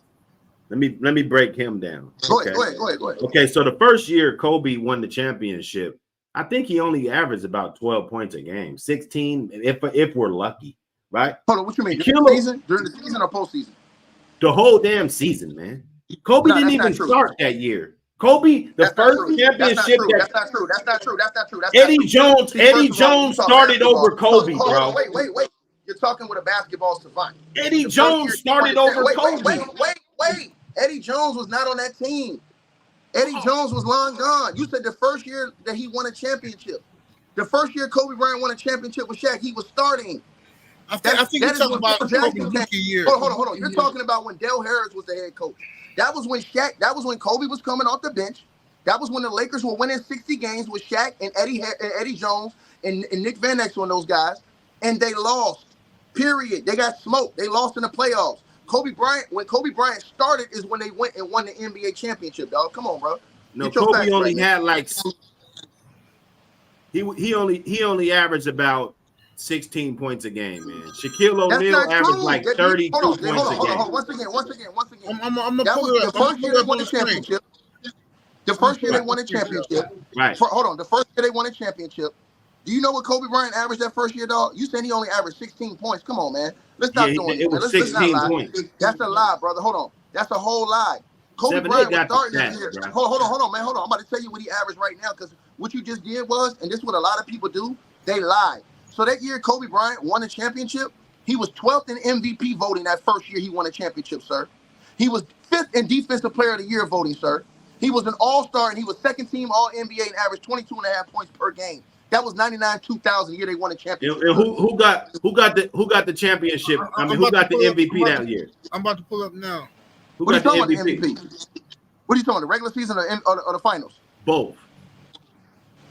Oh, hold on. Of course, Shaq was going to get the MVP in the NBA finals. So Kobe played with the finals MVP and the MVP of the league. I'm saying, hold on, but you're moving. Nobody never did that. LeBron never did that. Hold on 1 second. You're moving the goalposts because that wasn't what I was arguing with you about. But let's talk about that. That's the most valuable piece. Cool, no problem. That goes back to the other point I told you. When the Lakers played in the West, they had all the heavy hitters, the Spurs, the Kings, all those teams. Shaq wasn't dominating it. Kobe Bryant was the one that was leading the team all the way through the Western Conference. It was when they got to the East and played those weak centers in the Eastern Conference Finals is when Shaq dominated and took over and won Finals MVP. That's why they call it Finals MVP. But if you go back and look, Kobe Bryant was the one that led the team during the Western Conference when they was going through the gauntlet, playing Tim Duncan, playing Chris Webber and all those boys, Divac and all those boys. But that third, you talking about that third championship? I'll give Kobe. No, I'm talking about. No, listen. Hold on. Let me. The first two. I mean, you got to give that to Shaq. Hold on. You just said Kobe was averaging 16. That was a lie. So that was a lie. He wasn't averaging 16. Kobe Bryant he averaged 22. Wow. Hold on. He was 12th in MVP voting, 5th in Defensive Player of the Year voting. Middleton averaged. Let me have a chance. Go ahead. Yeah. I want Abel to get a chance to cook, y'all. Go ahead, let him cook. Yeah, he's been waiting. Go ahead, Abel. Okay, here's the thing, guys.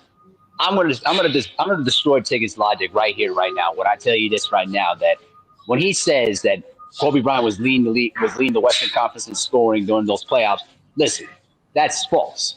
Because we all know the true apex was Shaquille O'Neal. Yes, Kobe Bryant was averaging 25-30 during those times, during those three-peat years. But we all know this for a fact. All the Western Conference teams focused on Shaquille O'Neal. They weren't worried about Kobe Bryant. Guess I'm going to tell you why. They'd rather have Kobe Bryant take about at least 25, 30 shots a game than rather have Shaquille O'Neal go inside and dominate in the paint. That's why the illegal defenses were thrown out, because there was no way you could defend him without using double team and triple teams. That's the truth. That's the real truth. Here's the other thing. And here's the other thing. Hold on. Let me finish, brother. Let me finish, brother. I'll let you speak, bro. Let him cook. We got you. Okay. Here's the other thing too. The other thing too here is that the competition that LeBron James faced against doesn't compare to what Michael Jordan faced. And here's the real truth. And you can put the stats up if you want to. The bottom line here is that Michael Jordan never faced against three different superstars in those championship years. LeBron James, we have to be consistent. He went up against three different super teams, like the Spurs, the Warriors, the Thunder. Listen, those were super teams that could have beaten any of those Jordan teams at that time. Any of them. That's not true. I'm not except for the '96 team. Except for the '96 team. Yeah, Abel, you know basketball, Abel. You know basketball too well, Abel, and I respect your basketball knowledge. But you capping, and here's why you're capping. You said that Jordan didn't play no teams. All those teams Jordan played was 60-win teams. All those teams were 60-win teams. Think about those circumstances. Hold on, take it. Time out, brother. Time out. Hold on, dear. Hold your horses there, sir. The circumstances were entirely different during that time, because you've got to remember, the NBA had two expansions at that time in 89-90 and 95-96 that watered down the talent. That defeats the logic about how the 90s work. What are you talking about 89? Listen to me. Hold on. You talking about 89? I'm talking about Jordan. I'm talking about expansion. Remember, we had four expansion teams. Hold on. I'm talking about the years, Abel. I'm talking about the years Jordan was in the finals. It ties in. Jordan played all those teams. Hold on. All those teams he played were not expansion teams. It's going to tie in. I'm going to explain to you when you're done. Boy, they were 60-win teams, Abel. All of them. The Jazz, hold on. Go ahead. Okay, here's the thing. You could say they all won 60 games under watered-down talent. Let's be real about ourselves. If the Utah Jazz had a third superstar, they beat Jordan's Bulls. But they couldn't do it because, remember, we had expansion where therefore other teams had different types of talent that the other teams, the other title contenders that could have beaten the Bulls, could have had those kind of guys. Can you imagine if having a Penny Hardaway on the Utah Jazz instead of a John Stockton, or even just replace a Jeff Hornacek with a Penny Hardaway? They defeat the Bulls. We all know that. So, and here's the other thing too. One more thing, and then I'll let you guys cook. Here's the other thing. We can talk about eras and all that other stuff. We got to stop putting these guys in different eras and thinking that they can dominate. All right, LeBron is great for what he was, but I have him over Kobe because the fact of the matter is LeBron James can do more things than what Kobe can. But that's no knock against Kobe. I have Kobe in top 5, but he's no better than LeBron James. But it's no indictment against him. You know, that's all. I respectfully disagree with what you just said, and the reason why is because. And you Go ahead, brother. Your turn. The reason why is because LeBron James asked to do more. Kobe Bryant, he could have did all of that if he wanted to. He showed you. The same thing like Michael Jordan. When Michael Jordan played point guard for those first 10 games of the season, before Doug Collins took him off the point, Michael Jordan averaged a triple-double. He could have did that the whole season if they wanted to. Those dudes were cold-blooded assassins that wanted to score the ball. And you know this. If Kobe Bryant really wanted to average a triple-double, he could have. If he really wanted to do things for stats, he could have. But that wasn't his MO. His MO was he was a killer, he was a dog, and he was going to take you out. And that's exactly what he did. And that's why he got 5 world championships. LeBron James with all the super teams, all the deck stacking, all of the referees and things that have been in his favor over here. This man lost 6 NBA finals. Hold on. He lost 6 NBA finals. So you can't even compare that. Kobe Bryant went to less NBA finals and won more. So, and here's the thing. You can say he had Shaq. LeBron James had dominant players in NBA history. He had D. Wade, who was one of the most dominant guards in NBA history. He had also Chris Bosh, who's a Hall of Famer. Hold on. Is D. Wade not one of the top shooting guards in NBA history? Yes. He's one of the top 5 shooting guards in NBA history. LeBron James at 20. AD is going to go down. AD is going to go down as one of the greatest big men in NBA history. LeBron James has him. AD has a greater PER than Tim Duncan. If AD goes down as one of the greatest big men in history, that shows that the new era is better than the old era. No, it doesn't show. It doesn't show that because they use it off stats, and so when they do it off statistical output. But you got to look at the different times, the days, and the competition. So that doesn't prove that. Just because AD's doing that now doesn't mean that he was better than Hakeem Olajuwon. Doesn't mean that he was better than Tim Duncan and those guys. Those guys just played in a different era. If you put Olajuwon in this era, he's AD on steroids in this era. No, hey, let me read super chat real quick. Show love. Shout out to my brother, Boxing Fan Times 4 in the super chat with the 5-piece. He said Bron still lost to Golden State without KD when Golden State had Harrison Barnes and was on his way to losing back-to-back finals to Golden State. Had Draymond played in 2016. Okay. Let me go to my brother Drew Titan coming in the building. What's up with it, Drew? It's good, y'all. I'm on the move, but I heard the conversation and I had to give my 2 cents in reference to what's happening, Drew? Yes, sir, brother. What's going on, y'all? Drew, what up? Yeah, what's going on? What's going on? Big Ticket in the building. Salute to the panel. What's going on, man? Chilling, man. I just have to put my 2 cents in the Michael Jordan era because I was in high school at the time, and I remember pretty much a majority of it specifically. Did the brother say that people built teams to beat LeBron James? Yeah. He said he insinuating the Boston Celtics was built to beat LeBron, which that's a negative. With respect to LeBron and his game, and shout out to him exercising nepotism. I like the move that he did for his son. Although his son is getting critiqued, and that's fine. I just like the fact that he exercised that muscle. So respect him for that. But I'll pick Michael Jordan over LeBron 100% of the time. The first 3 rings that Michael Jordan got, okay, he did get trounced out in the first time, but he was getting bumped out by? You remember those Celtic teams? Larry Bird, Robert Parrish, Kevin McHale? That's who he was losing to. Yeah, he never beat them. I know them. He never beat them. It took him a while. Hold on. It took him a while to get at his first ring was against Magic Johnson, the Showtime Lakers. Now, a lot of people say, come on, they were old. Listen, it was the passing of the torch. AC Green, they were old. They were. Yeah, right. And who did Michael do it with, by the way? Who did he his do? First ring, the man did it with Drew, he had Pippen. He had Scottie Pippen. Don't let him lie to you. Wait, hold on. Was Scottie Pippen an all-star? Was Scottie Pippen an all-star when they got their first ring? Was he an all-star? Nope. Thank you. Cook Drew. Michael Jordan was the only all-star on that team, the first Laker team. The only all-star. The only one. Scottie Pippen's game developed. No one knew Scottie Pippen was going to be this good until like maybe the next year. Now, you degraded the first 3 rings. Let's walk it through. So that's the Lakers. Let's say they were old. Fine. What about the Blazers the next year? Can the brother tell me who was on that Blazers team when they battled them in the finals? Can you tell me who was on that team? Terry Porter, Clyde Drexler for the most part. That's it. Buck Williams, Jerome Kersey. No. See, he don't even know who's on the team. See that? That's what I'm saying. No.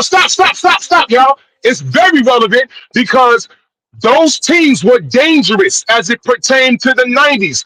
The difference between the ball that I'm used to watching and the ball that we are discussing today, there is no comparison because the leagues were saturated. Every team had an identity. When you said Indiana, you thought of Reggie Miller and Chuck Person. Did you go back that far? Probably not. When you said the Blazers, top 100 players, Drew. It don't matter. Those teams had chemistry. Yes, it does because they went to the finals. Wait, hold on, brother. They went to the finals. When you said Utah Jazz, you thought of Stockton and Malone. And I'm talking about the Spurs. They was picked to beat the Bulls. The Indiana Pacers. Yes, they were. Beat the Bulls. The Bulls were the underdogs. The Bulls were the underdogs for the first 2 times the years they won. They were the underdogs. They were not picked to beat anything. Matter of fact, the 1993 Knickerbockers will run circles around a lot of the teams today. That was the most dangerous New York Knicks team, the 1993 Knicks team, not the 92 with Xavier, the 93 Knicks team. As a matter of fact, people say that if the Bulls lose to that Knicks team, they win that year. The league was saturated. It was more competitive. These kids today, they get drafted, they play for 2 or 3 years, and they connect with a better team. These kids have no identity. Michael Jordan played for the Bulls. He retired because he was upset with his dad or whatever, came back, won 3 more rings. Okay? The man got his rings out of the mud. And you can't disrespect the competition that the years that he won, you can't disrespect it. Go to the 3rd year. Do you remember who he played in the 3rd year? That wasn't the Phoenix Suns? With Charles Barkley, Dan Marley, all of those guys? Kevin Johnson, Hall of Fame. Oh, Kevin Johnson. Okay, those guys, those were tough teams with chemistry. You don't necessarily have to have all-stars. You have to have the right players. Drew, and magically, Charles Barkley was the MVP that year, Drew. And he was the MVP that year. Thank you. He was the MVP that year. This was Sir Charles. I am not a role model, Charles. Yeah. Okay, that guy. So this is what Michael Jordan was up against. But today, Kevin Durant going to the Golden State Warriors would be equivalent to when Michael Jordan pretty much said, yo, if y'all don't get Scottie right in the bank account, I'm going to go play in the Eastern Conference. And he was threatening to go to the New York Knicks. That's how terrifying that was. You can't compare today's ball to yesteryear's ball. And I'm going to go out on a limb and say this. If you threw LeBron in a time machine and put him back anywhere on any team in the 90s or late 80s, Scottie Pippen, they would cancel each other out because Scottie Pippen is a top 50 player and he was all defense over Michael Jordan on numerous occasions. Did you know that? That's the truth. That is the truth. Hey, Drew. That goes to my argument. Drew, go back to what Drew. Go back to what you originally said because you was that's your truth.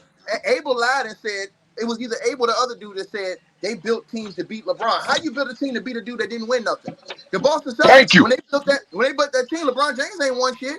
Why you build a team to beat somebody that didn't win nothing? LeBron James hadn't won a championship at that time. Now watch this. Watch this.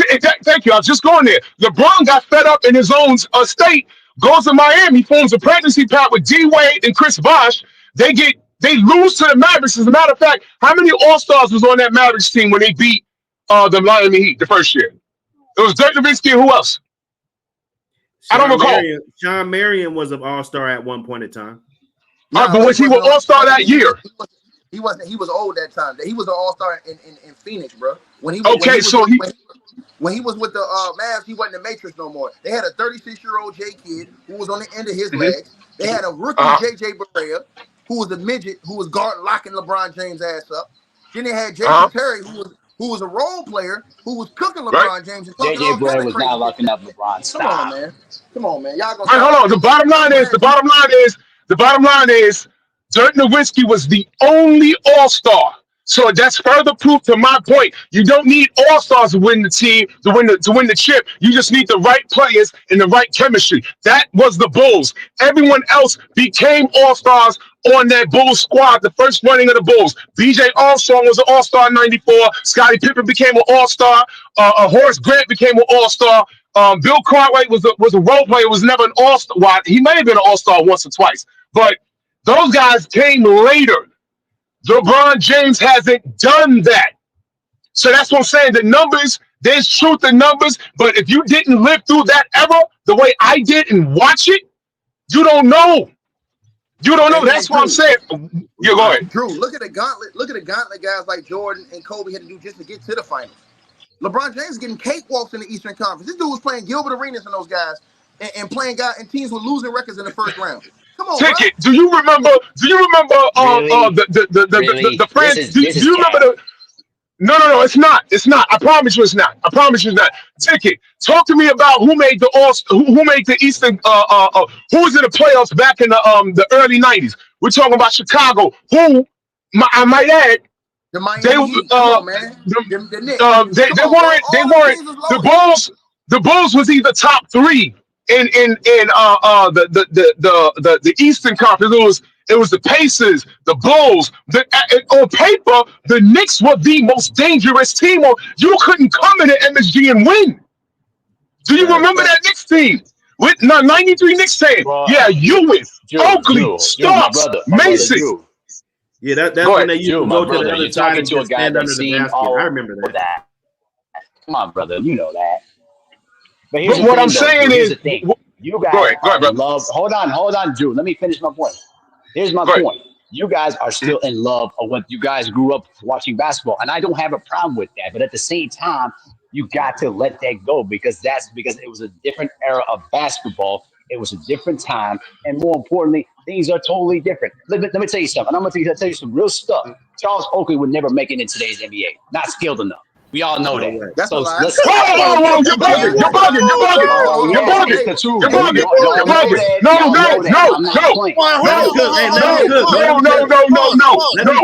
No. I want Abel to explain that, and then Abel, you got 1 minute to explain your position. Then I'm gonna go to Ticket to respond. Abel, don't nobody interrupt him. Yes, sir. How is Charles Oakley not gonna make it in today's NBA? Go ahead. Because he could not dribble the ball up the court. He wasn't a consistent shooter, and more importantly, the only thing he was good at is around in the paint by rebounding and defense. I've seen Oakley's game another times because I have tapes in my house. It's simple as that. Charles Oakley was a great team defender and rebounder, great locker room guy. But at the same time, in today's NBA, he would get cooked by Jokic. He would get cooked by Anthony Davis, Embiid, those guys. Let's stop the cap. I don't need that much time. So y'all can go ahead. Well, let me cook this. First of all, you're a liar. He would have survived in today's game. Got nothing to say. Hold on. Charles Oakley had a mid-range jump shot that went in. That was money. That's first and foremost. Second of all, he'd have made it in today's game because he could rebound and had a mid-range jump shot, and you could play him in a pick and pop game because he could hit that mid-range J. So we're not gonna lie about that at all. So, and then especially with the big men that you got in the league now, all these washed up big men that you got coming off the bench in the league now, for you to say, couldn't play? Ticket, I got one question for you, and I'm gonna let you finish cooking. I promise. Go ahead. Ain't Andre Drummond still in the league? Come on, man. He ain't got no jump shot. He don't got no, and he barely got post moves. Okay. He rebounds. He's a rebounder. So then let's look around the league. 7-8. Nick Claxton is in the league. He ain't no scorer. Andre Drummond's more athletic than Charles Oakley. He's a rebounder. Charles Oakley is a rebounder, and he can hit mid-range jump shots. Charles Oakley was a damn good. Listen, Charles Oakley was a damn good mid-range jump shooter. Bro, he's better than half the dudes that's big men that's coming off the bench in the league today. Period. But he can't. But he can't guard the perimeter though. So none of those guys can guard the perimeter. Can Jackson Hayes guard the perimeter for the Lakers? Yeah. Man, man, this dude's on coke, man. Yeah. I'm sorry. Man. They stretch the This floor man said nowadays. Jackson Hayes. You gotta be able to guard the perimeter. This man said Jackson Hayes can guard the perimeter. What are we talking about, dog? What are we talking about, man? That's what almost a necessity to be in the league. What are we doing, man? You got to be able to transition from playing big exactly going out there guarding around the perimeter. Jackson Hayes can guard the perimeter. He can't guard the perimeter, bro. Half of those big dudes y'all got coming in the game, Plumlee, who y'all seen playing last night, he can't guard the perimeter, bro. These are big, slow dudes. Brook Lopez, he cannot guard the perimeter, bro. That's right. What are y'all talking about? A lot of them dudes that's in the league now cannot guard the perimeter, bro. The big man, the one big man that can do it is AD. Jackson Hayes got the athleticism. He does. Right, but them other guys you talking about, man, them dudes can't. No, the other guy you talking. You said Plumlee and all those guys. No, I'm saying it's only a few guys that can really guard out on the perimeter. Bobby Portis is one of the guys that can guard on the perimeter. And can we agree to this? Most of those big guys in yesterday can't do what we're talking about today. That's not true. Talk about Cliff Robinson. I agree with you, Buck City. I'm about to destroy this dude. Cliff Robinson was the stretch big man before the stretch big man existed. Rasheed Wallace would have dominated in this era as a stretch big man. Chris Webber would have dominated in this era as a stretch big man. What are you talking about, dog? At 7'8". Stop letting these niggas come up here and don't know about basketball. They wouldn't have dominated. Rasheed Wallace played in this era. He was good. Hold on. Hey, let me read the Olajuwon. super chat. Hakeem Olajuwon Hey, would have they mocked getting on me for not reading the super chat. Hakeem would have mocked this era. Hakeem had the ability to face up, post up, score, and hit mid-range. Man, come on, bro. Stop this, man. Let me read the super chat real quick. K Mack in the super chat with the 5-piece. Much love and much appreciation, fam. Says, look at all the franchise players LeBron James played with. Wade, he said, Wade. Hey, Abel, why you trying to disrupt it? Why you trying to disrupt with that background noise, Abel? And put Abel on mute. Abel tried to disrupt it. He say, look at all the franchise players LeBron James played with. Wade, Bosh, Kevin Love, Kyrie, Russ, AD. How many did MJ play with? You didn't even name all of them that LeBron played with. But 7-8, think about this. And then they criticized MJ for losing early in his career. They won't even say that Pippen wasn't even on those teams.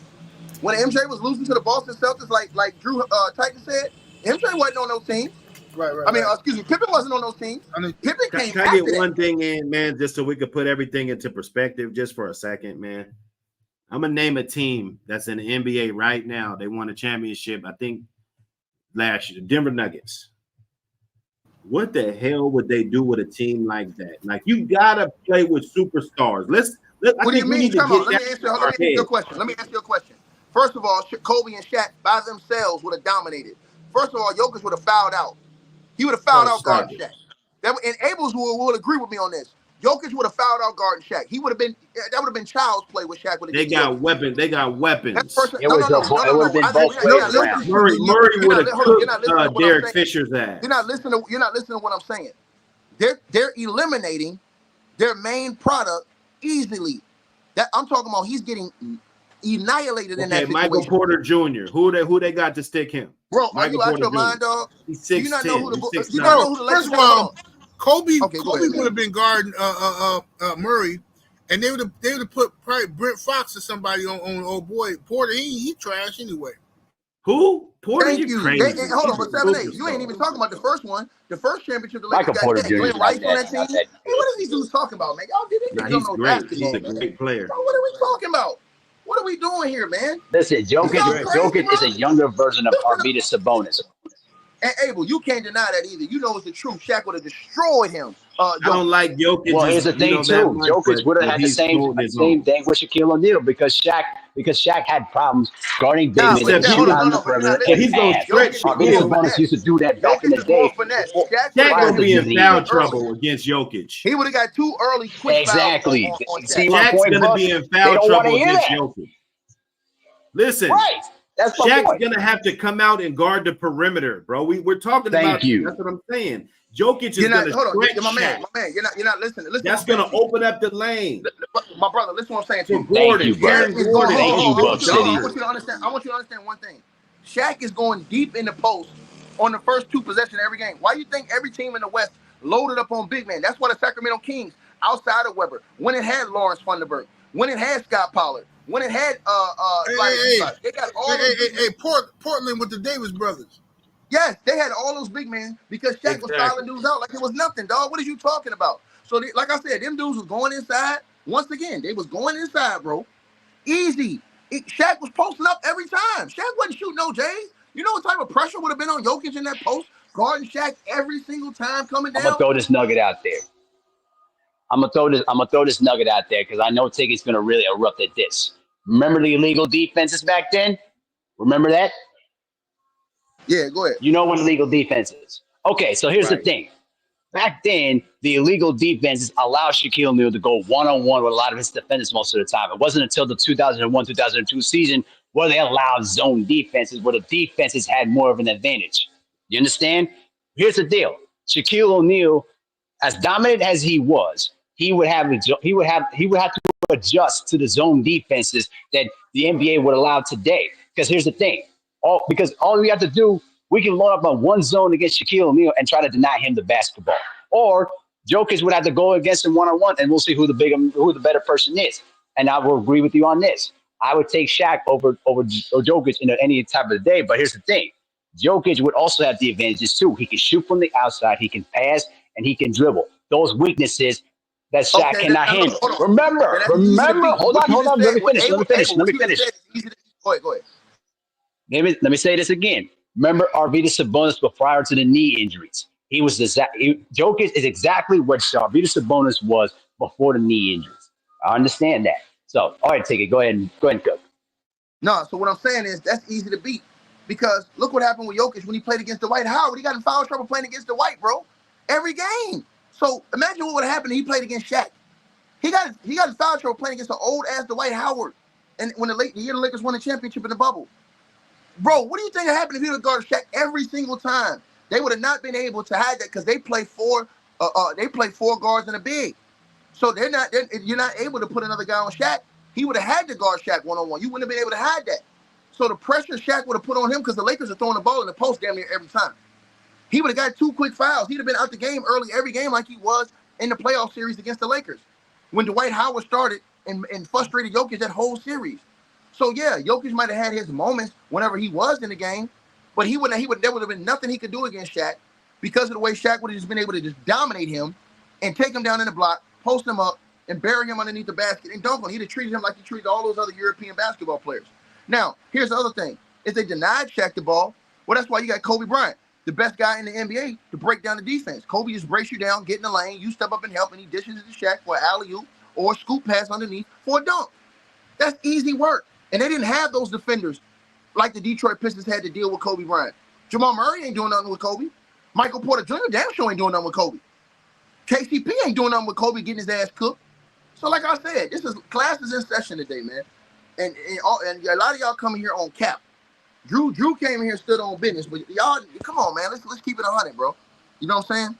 So at the end of the day, and then let me say something what the other brother said about, I want to go back to one thing he said about the situation with Bronny. And the only reason why I have a problem with what Bron did, because I understand nepotism is present. People like using it.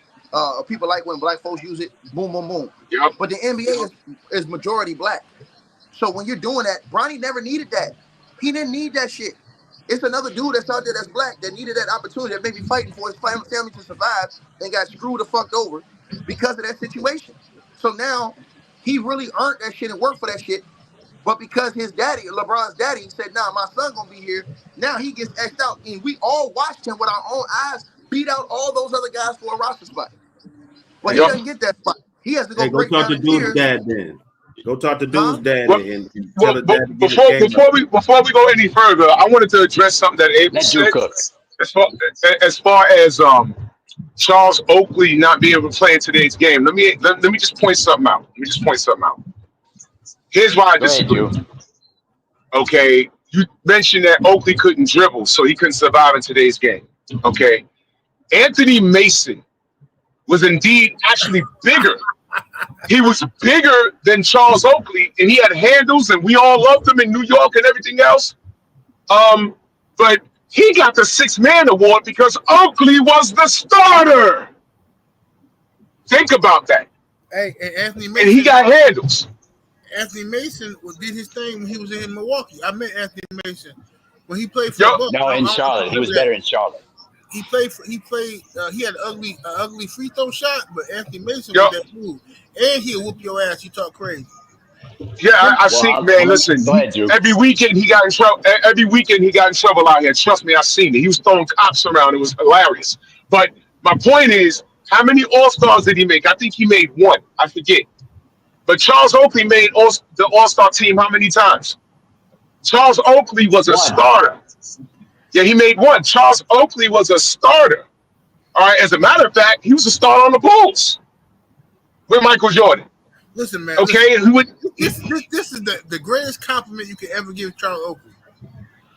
Michael Jordan got Charles Oakley as his enforcer. That tells you everything you need to know about Oakley and how Oakley get down. Michael Jordan ain't impressed by a lot of people. Charles Oakley. Bill Cartwright told Michael Jordan, you ever talk to me like that again, I'll break your legs. And Jordan didn't hire him as his enforcer. He got Charles Oakley. So that tell you right now about Charles Oakley. Charles Oakley was about every bit of that life, man. He was an enforcer, and he is. Draymond Green wouldn't do half the shit to Charles Oakley that Draymond Green does to everybody else. Hey, Charles Oakley was Arm Anderson from the Four Horsemen. Exactly. Charles Oakley was that dude. He absolutely would be able to exist in today's game. Absolutely. It'd be Anthony Mason that would want to point forward and probably fuck the whole game up today. Bro, the game is too I digress. I want to ask my brother fast. Oh, go ahead, Buck. My bad. Go ahead. I just think the speed of the game. We're not. Like players are just way more athletic now, man. Overall, now I'm not saying that there wasn't freaking natures back then, but just overall, like your average guy coming out of high school can dunk, bro, better than most of those dudes we talking about. Like, nobody saying that. Please let me respond to this. Listen, I hear what my brother Buck is saying. I used to think that too. But somebody pointed out some good points to me about the dogs. Buck. Mm-hmm. I think me, Schoolboy, and they were talking about the dogs. And somebody was talking about how today's dogs are better than the old dogs, blah, blah, blah. And we got talking about athletes and men and stuff like that. And then somebody pointed out that Jesse Owens ran a 10 flat back when the tracks wasn't even leveled. The man had all kind of messed up shoes. He didn't have niggas was running barefoot. Yo, the dude didn't have no steroids. He didn't have all the protein shakes, and they probably didn't have good clocks either, though. Hey, yo, so I mean, you know what I'm saying? We can factor it in 7-8. And this dude, Jesse Owens, ran a 10 flat back then, bro. I'm sorry. Give me Jesse Owens over Usain Bolt today. If I can get Jesse Owens with the same training that the Usain Bolt had today, and he was raised under the same technology, the same drugs or medicine, whatever you want to call it, I got Jesse Owens all day. All day. Hey, 7-8. If he ran a 10 flat back then, imagine what he could do today with some good shoes. That might be a 10-8 today. That might be a 10-8 today. It might not be as accurate. It could be. We just don't know. You feel me? Buck. Hey, check it out, Buck. What would we do today? I mean, they don't know. The other brothers ain't gonna know what we're talking about. But like, what would we do today with a grand champion art today? Today, it's gonna get nasty out here. So I don't know, man, because some of them dogs. I'm talking about breeding wise. Yeah, but even that, breeding wise, even that, it's like some of the stuff of yesterday. And like you hear some story, like you'll hear a story about somebody, right? Right. But you know them, right? But this story is just a little bit off, right? You don't really say nothing, but a little bit cap. It's a little bit over exaggeration goes on. when we're talking about this. And I think when we're talking about Michael Jordan and all these guys, they bringing up Charles Oakley. Like these dudes, man, them dudes used to be on coke after the game drinking. I seen Vernon Maxwell the other day. I was on coke before the game. I was up till 5 in the morning. Come on, man. Come on, dog. He's right, because the NBA had a drug problem. You see what I'm saying? 7-8. Hold up. Before I go let's say this now. Before I go to you. If you talking about them dudes who's on coke, right? Right? Let's go back to boxing. Sugar Ray Leonard was on coke. So was Hector Camacho. Hector Camacho. They whooped everybody. Imagine these dudes. Was Lester Aguero on coke too? If Sugar Ray Leonard. And you see what we're doing here? You see what we're doing? But listen, bro. If Sugar Ray Leonard, I know what you're doing, bro, was on coke in the 80s, and he's considered one of the greatest of all time, and these dudes today is scratching and surviving, and they ain't on coke, they smoking weed and whatnot, bro. Give me Sugar Ray Leonard all day. Listen here, ain't no fentanyl back in the year. It was 100% a Colombian flake, fish scale, and the boy was whooping everybody. Back in the day, you could be a good basketball player just by being tall. Nowadays, it ain't like that. Man, you're a liar, bro. That's not true, buddy. That's not true, buddy. No, Buck is correct, guys. Buck is correct. Let me let Ticket get off. Go ahead, Ticket. You could just. I'll go after Ticket. I mean, bro, listen. He said that, but you are you saying that about Kevin McHale?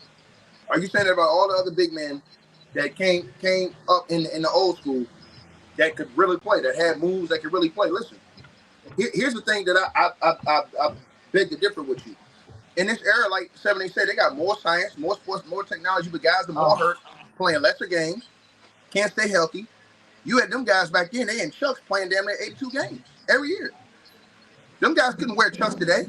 They couldn't play like that. No ankle supports, no ankle braces, taping your own ankle sometimes with wrap. No trainers. Think about that. They had trainers, bro. Stop it. Hey, let the brother Abel go. Go ahead, Abel. Then we're gonna go to Drew, then back to Buck. You know, I enjoyed this kind of debating, though, bro. We need to do more of this during the NBA season. We need to bring BFTV and LBZ in the mix, because this is actually really, bro. We need to do more. On this, this was an accident. I wasn't playing. Bro. Actually, you know what though? I was actually going to stay here for about a couple of minutes, but this has been fun. I enjoyed this.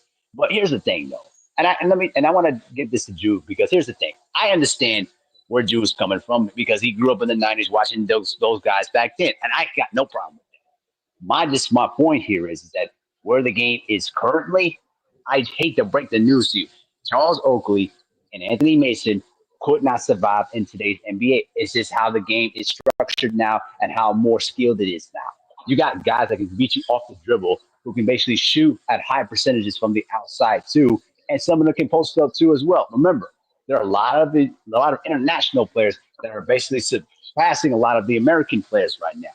There's a reason why the Olympics was much more tougher on the USA team, because a lot of these players that they play against are currently in the NBA. You could never say that back in the day with the Dream Team. I'm just saying it like it is. Now you guys can hate on it all you want to, and listen, you grew up what you watch. I got no problem with that. I'm just looking at it from a different point of view, because I respect basketball for what it is. Because the fact of the matter is, basketball is a revolving sport that continues to change with every decade. And either you're going to accept it for what it is, or you don't have to watch it. But I respect the sport for what it is. That's all. Hey, can I respond? And Drew, my brother, you know, I always got much respect for you, brother, because at the end of the day, it is what it is. It's just basketball, and we need to do more of this. Hell yeah. Let me respond to that. You're absolutely right, because I don't watch the NBA anymore. I don't, because it's not my game. This is not the game that I came up watching. After that thing happened in Miami with that super team, when you had 3 perennial all-stars at the top of their game, uniting in one city where you don't have to shovel snow, I was done. I stopped watching ball. I stopped taking it serious. It was disgusting to me. And then those same people that were rocking with I saw Heat jerseys in New York. I never seen that in my life. And those same guys that were applauding LeBron James and Chris Bosh and Dwayne Wade with the ugly statue now. Those same people cried when Kevin Durant went to Golden State. I said, why y'all crying? This is the atmosphere that y'all created. Hey, Drew, here's the other thing, too. Remember back in the day with the Heat and Knicks rivalry? If you even wore a Heat jersey in the Garden. That's a fight. That was blasphemous. You get certain jerseys you don't wear. Right. You wear certain jerseys around the city if you're looking for a fight, especially if the Knicks make the playoffs. Well, back then, I don't know what the atmosphere is now. I don't pay attention to the league because it disgusts me. Even when I saw Kevin Durant go to Golden State, I said, okay, this is not the game I'm used to. There's no franchise players anymore. Gone are the days where the team that drafts the number 1 pick, a number 2, 3, 4, 5 pick, gone are the days that he spends a decade there and retires, a decade or more, retires with that jersey. The last franchise player, I believe, was Tim Duncan. I think Tim Duncan was the last one, I think. There's no loyalty. These guys are about the chips. They don't want to get anything out the mud. If they can't get it in 3 or 4 years, they're connecting with somebody on their beef and talk about, get me this all-star. He's a free agent. Nobody wants to get it out the mud. That's why Michael Jordan is better than LeBron. It's deeper than numbers. It's deeper than numbers. I'm looking at his body of work. Listen. I know what you're saying. I know about the numbers. I know that he's accomplished more statistic-wise, certain things statistically wise than Jordan. I get that. But when it comes down to the wire, Mike was tougher than this kid. I remember when they ripped him for vanishing in the finals versus Dallas. I remember that. It wasn't that long ago for me. They was like, yo, where did he go? There was a picture, there was a meme they made with Chris Bosh and D-Wade sitting at a bar. And it's just him sitting there, and in the middle was an empty seat. They said someone's missing. They were clowning LeBron for disappearing in the finals. That never happened to Michael Jordan. The nigga gets food poisoning in Utah and hits the game winner. That's Michael Jordan. That's Michael Jordan. And I don't want to rip LeBron because he's one of the greatest players of all time. But when you look at the intangibles, I'm going with Mike 100% of the time. Right. I'm going with Kobe before I go with LeBron. And that's just it. Okay, this game that we watch now, you're right, Abel, is not the game that I'm used to watching. That's why I don't watch it. And as far as the European, the world caught up to us. Everyone got better. Why? Because they came up watching Dream Team 1. I'm not going to rip any of the 6 rings that Michael got. You cannot degrade the people he faced in the Western Conference Finals. The brother said Detlef Schrempf. You know who Detlef Schrempf was playing with? Gary Payton and Sean Kemp, the Rain Man. Stop acting like that team wasn't deep. Because in the same breath, you also said that Gary Payton wasn't over the hill when he tried to get a ring with the Lakers, and then that fell apart, and then he ended up in Miami and got the ring. Right. So he was even fresher, and he was a starter when he played with the Seattle Supersonics against Michael Jordan. Mm-hmm. So Michael Jordan beat a better version of Gary Payton. He beat a prime Detlef Schrempf and a prime Sean Kemp. The Portland Trailblazers before that. That was Clyde Drexler, Jerome Kersey, Buck Williams. That was a dangerous team, and they came out the West. The league had a better identity back then. And it was tougher. Today, I don't know who's coming, who's going. I don't know. Because everybody, they play for 3 seasons, and then they leave, and they go. You know, Giannis talking about getting traded now. I can't keep up. It's annoying. So I don't watch it. So Let Buck go. Let Buck cook.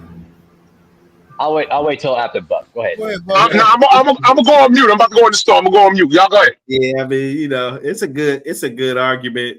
I still think that just the skill level and everything that they're doing now, fast break points, everything. It's just the game's changed. You can't just go down. You can't degrade Bill Russell, brother. How many rings Bill Russell got, real quick? How many rings Bill Russell got? If you tell me how many players he played against, I'll tell you how many rings he got. No, that's not the point, my brother. He's a Hall of Fame player. He has multiple rings with that Celtics team. He's legendary. So you're gonna tell me he couldn't? I watch your channel, Drew. Right. So I mean, I know how competition matters. Competition matters. You know, it does. This guy's playing. You know, carpenters and stuff. You know, those wasn't no basketball players back then when Bill Russell was playing. Man, they weren't. Nah. You sure? Like if a guy like Kevin Durant would have been back there, we would have thought we saw the best thing that ever lived, shooting that deep with that much motion and tall like that. No, you play to the level of your competition. We agree to that, right? No, that's not. Play to the level. Let him finish cooking, Drew. Let him finish cooking. Go ahead. Well, nah, we just, you know, I ain't gonna be long winded. I just don't think that you guys are being all the way 1,000 about even when we go to what do we talk about? Okay, the Portland Trailblazers. Okay, they got one top 100 guy on there, Clyde Drexler. He might sneak in around 60 or 70, probably 80 all times. You know what I'm saying? No. We got. I mean, and LeBron James, his whole category, I mean, everything, even those teams, you look at, all right, let's put the top 10 teams of all times, right? The top 10 basketball players or whatever year of all times. Really, none of those teams Jordan beat can be on that list. They can't. But we can put the Golden State Warriors on that list. You're wilding. We can put the Spurs on that list, okay? You know, those are teams that we could put on that list, but we're not putting John Stockton and Karl Malone. Like, that wasn't a top 10 all-time teams ever. You feel me? So who did Jordan beat? And you said Detlef Shrimp. I mean, come on. Hersey Hawkins? I think they had Eric Snow. They had the Sonics had Eric Snow, bro. Like, who is he? I bet you some dudes in the Buck City. Eric Snow was a rookie in that team, bro, for real. He was garbage. All I know is that LeBron James, he couldn't get it done. He got so mad he went down south to Miami. He left Eric Snow and everybody else down there, and he didn't come back to Cleveland. Until Kyrie Irving was there. That's what I know. Well, that's what I know. Well, he needed a perennial all-star to get it done. Out there with that. Hey, Bug, are you going to finish with it? Go ahead, brother. Now, they expect him to play with nothing. I see it. You know? That's what I'm saying. Well, here's the thing, though, because, like, you guys expect for LeBron James to win the entire thing with little to no help. And that's what I'm trying to tell you. When I hear this phrase of, he basically got out the mud, what? You expect LeBron James to... No help, bro. Because here's the thing, though, bro. Hold on, you guys. No, time out. I'm talking about the first round in Cleveland. How great these I'm talking about the first round in Cleveland.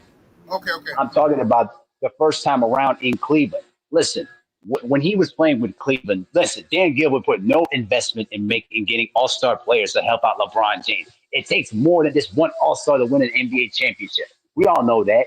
Here's the other thing, too. The reason why LeBron left Cleveland the first time is simple as this. Dan Gilbert wanted to trade, basically did not want to trade for any talented players. He relied on the investment of making it to the playoffs and making a good profit off of the team. He never wanted to bring in all-star players. If he wanted to, he would have brought in Amari Stoudemire for J.J. Hickson. That was the moment when I realized, LeBron's leaving. I don't blame LeBron for leaving because at the same time, if you don't have the organization that's going to back you in bringing in talented players to win championships, what is he supposed to do? Waste 10 years of his prime and not win a damn championship or even snap a conference final? Look where Chris Paul was at. Chris Paul had to wait almost an entire decade and a half before he even made his first NBA final. Come on, guys. Like, listen, this is not like boxing where we can basically move around to go to different opportunities. You need the structure of the organization to have the stars back, because if the star believes that the organization is not doing anything to win championships, the star has a right to leave. I don't blame LeBron for leaving. I don't like the way he did it, but I don't blame him for doing it because at the same time, the Cleveland Cavaliers did absolutely nothing to help LeBron James. It took him a few years until they got all those first-round picks until he decided to come back to Cleveland. Abel, you know what Michael Jordan did? The city of Cleveland. You know what Michael Jordan did, though, Abel? Michael Jordan said, "Pay Scotty or I'm leaving," and they paid Scott. And they paid Scotty. They said, "Pay Scotty or I'm leaving." Bro, they didn't pay Scotty until the last year of that stupid 7-year, $18 million deal, which is one of the worst deals in basketball. But Scotty wasn't an all-star, Abel. Wait a minute. Whoa. Hold on. He was an all-star in 89-90 season. Let's stop right there, brother. You know that. Hold on. I'm multitasking. I'm multitasking. Hold on, Abel. I know. I understand. Hold on. That's my point. Hold on. I'm sorry. I'll be right back. Yeah, no problem. Let me read the super chat. That's my point. Shout out to Tim TV 212 in the super chat with the 5-piece. He says the only difference about yesterday players and today's players is today's NBA players have the freedom to do what they want. That's how I feel. These dudes today, well, I think they are better, more skilled because they had the benefit of watching players in the past. And now this new NBA is about offense more so than defense. So they do have an advantage on that end. I agree. The big men get to stretch the floor, shoot threes, and all that kind of mess. The big man was told, once you was over at 6'8", then nobody want to see you shooting no threes back in the day. They made you That's play. Right. So even if you was a good three-point shooter, we would never know because they never let you do it until like the mid-2000s or something. Michael Carter in the super chat with the 2-piece. Appreciate the love. Says, give me Gerald Green and Bo. Hey, man. It is what it is. But, hey, let me ask you this question, though, before we get up out of here. Because I got to move. Abel, tell the people they can find you. Yes, sir. Y'all can find me right here on YouTube, Mahari Nation Sports Podcast. I'm now starting to, start uploading some videos on the NBA season. So come in, check it out, my videos. Let me know what you guys think. And yeah, and 782, we got to do a basketball panel in the near future because this is actually better.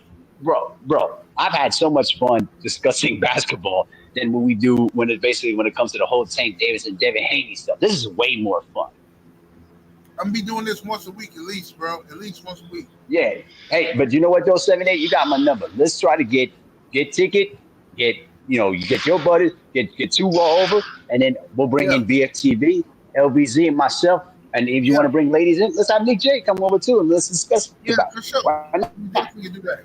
Definitely. My brother Buck. All right, man. Peace. You good, brother? Oh, yeah, y'all can reach me on Buck City Reloaded. If y'all got the smoke, hey, I'm always bring it. Salute 7-8, everybody that was on the panel, Drew Titan, everything y'all doing. I mean, y'all's a little off, but hey, that's how we do it, man. Let's get it. Salute, y'all. Hey, shout out to my brother Buck City Reloaded. Make sure y'all go sell to the homie. Hey, my brother Drew Titan, LLC, tell people they can find you, bro. Man, this was fun, man. My knowledge ends like around 2010 as far as the NBA because it made me sick, man. But salute, man. This was fun. Anything 90s, 80s ball, I'm all for it. Salute to Buck City. That's the brother right there, Abel. Big ticket TV in the building, man. Salute, man. You know who I am, Drew Titan, Bros on deck. Shout out to the mighty LDBC. Patreon's coming soon. It's all boxing and adult conversations, real life situations. Be on the lookout for the Paper Lessons podcast, and Bear Cave is making this return soon, man. This was fun. Salute to you, General, man. We'll talk. Hey, man, I appreciate you, my brother Drew. Make sure y'all go sell to the homie, Drew Titan LLC in the building. And shout out to my brother Tiki TV for blessing us with his presence, coming through cooking real good. You know what I'm saying? And we will holler at y'all tomorrow, man. I'll probably come back with some videos later on today. I'll try to minute 78 Sports TV. Salute to the mighty LDBC. We're about to hit those deuces.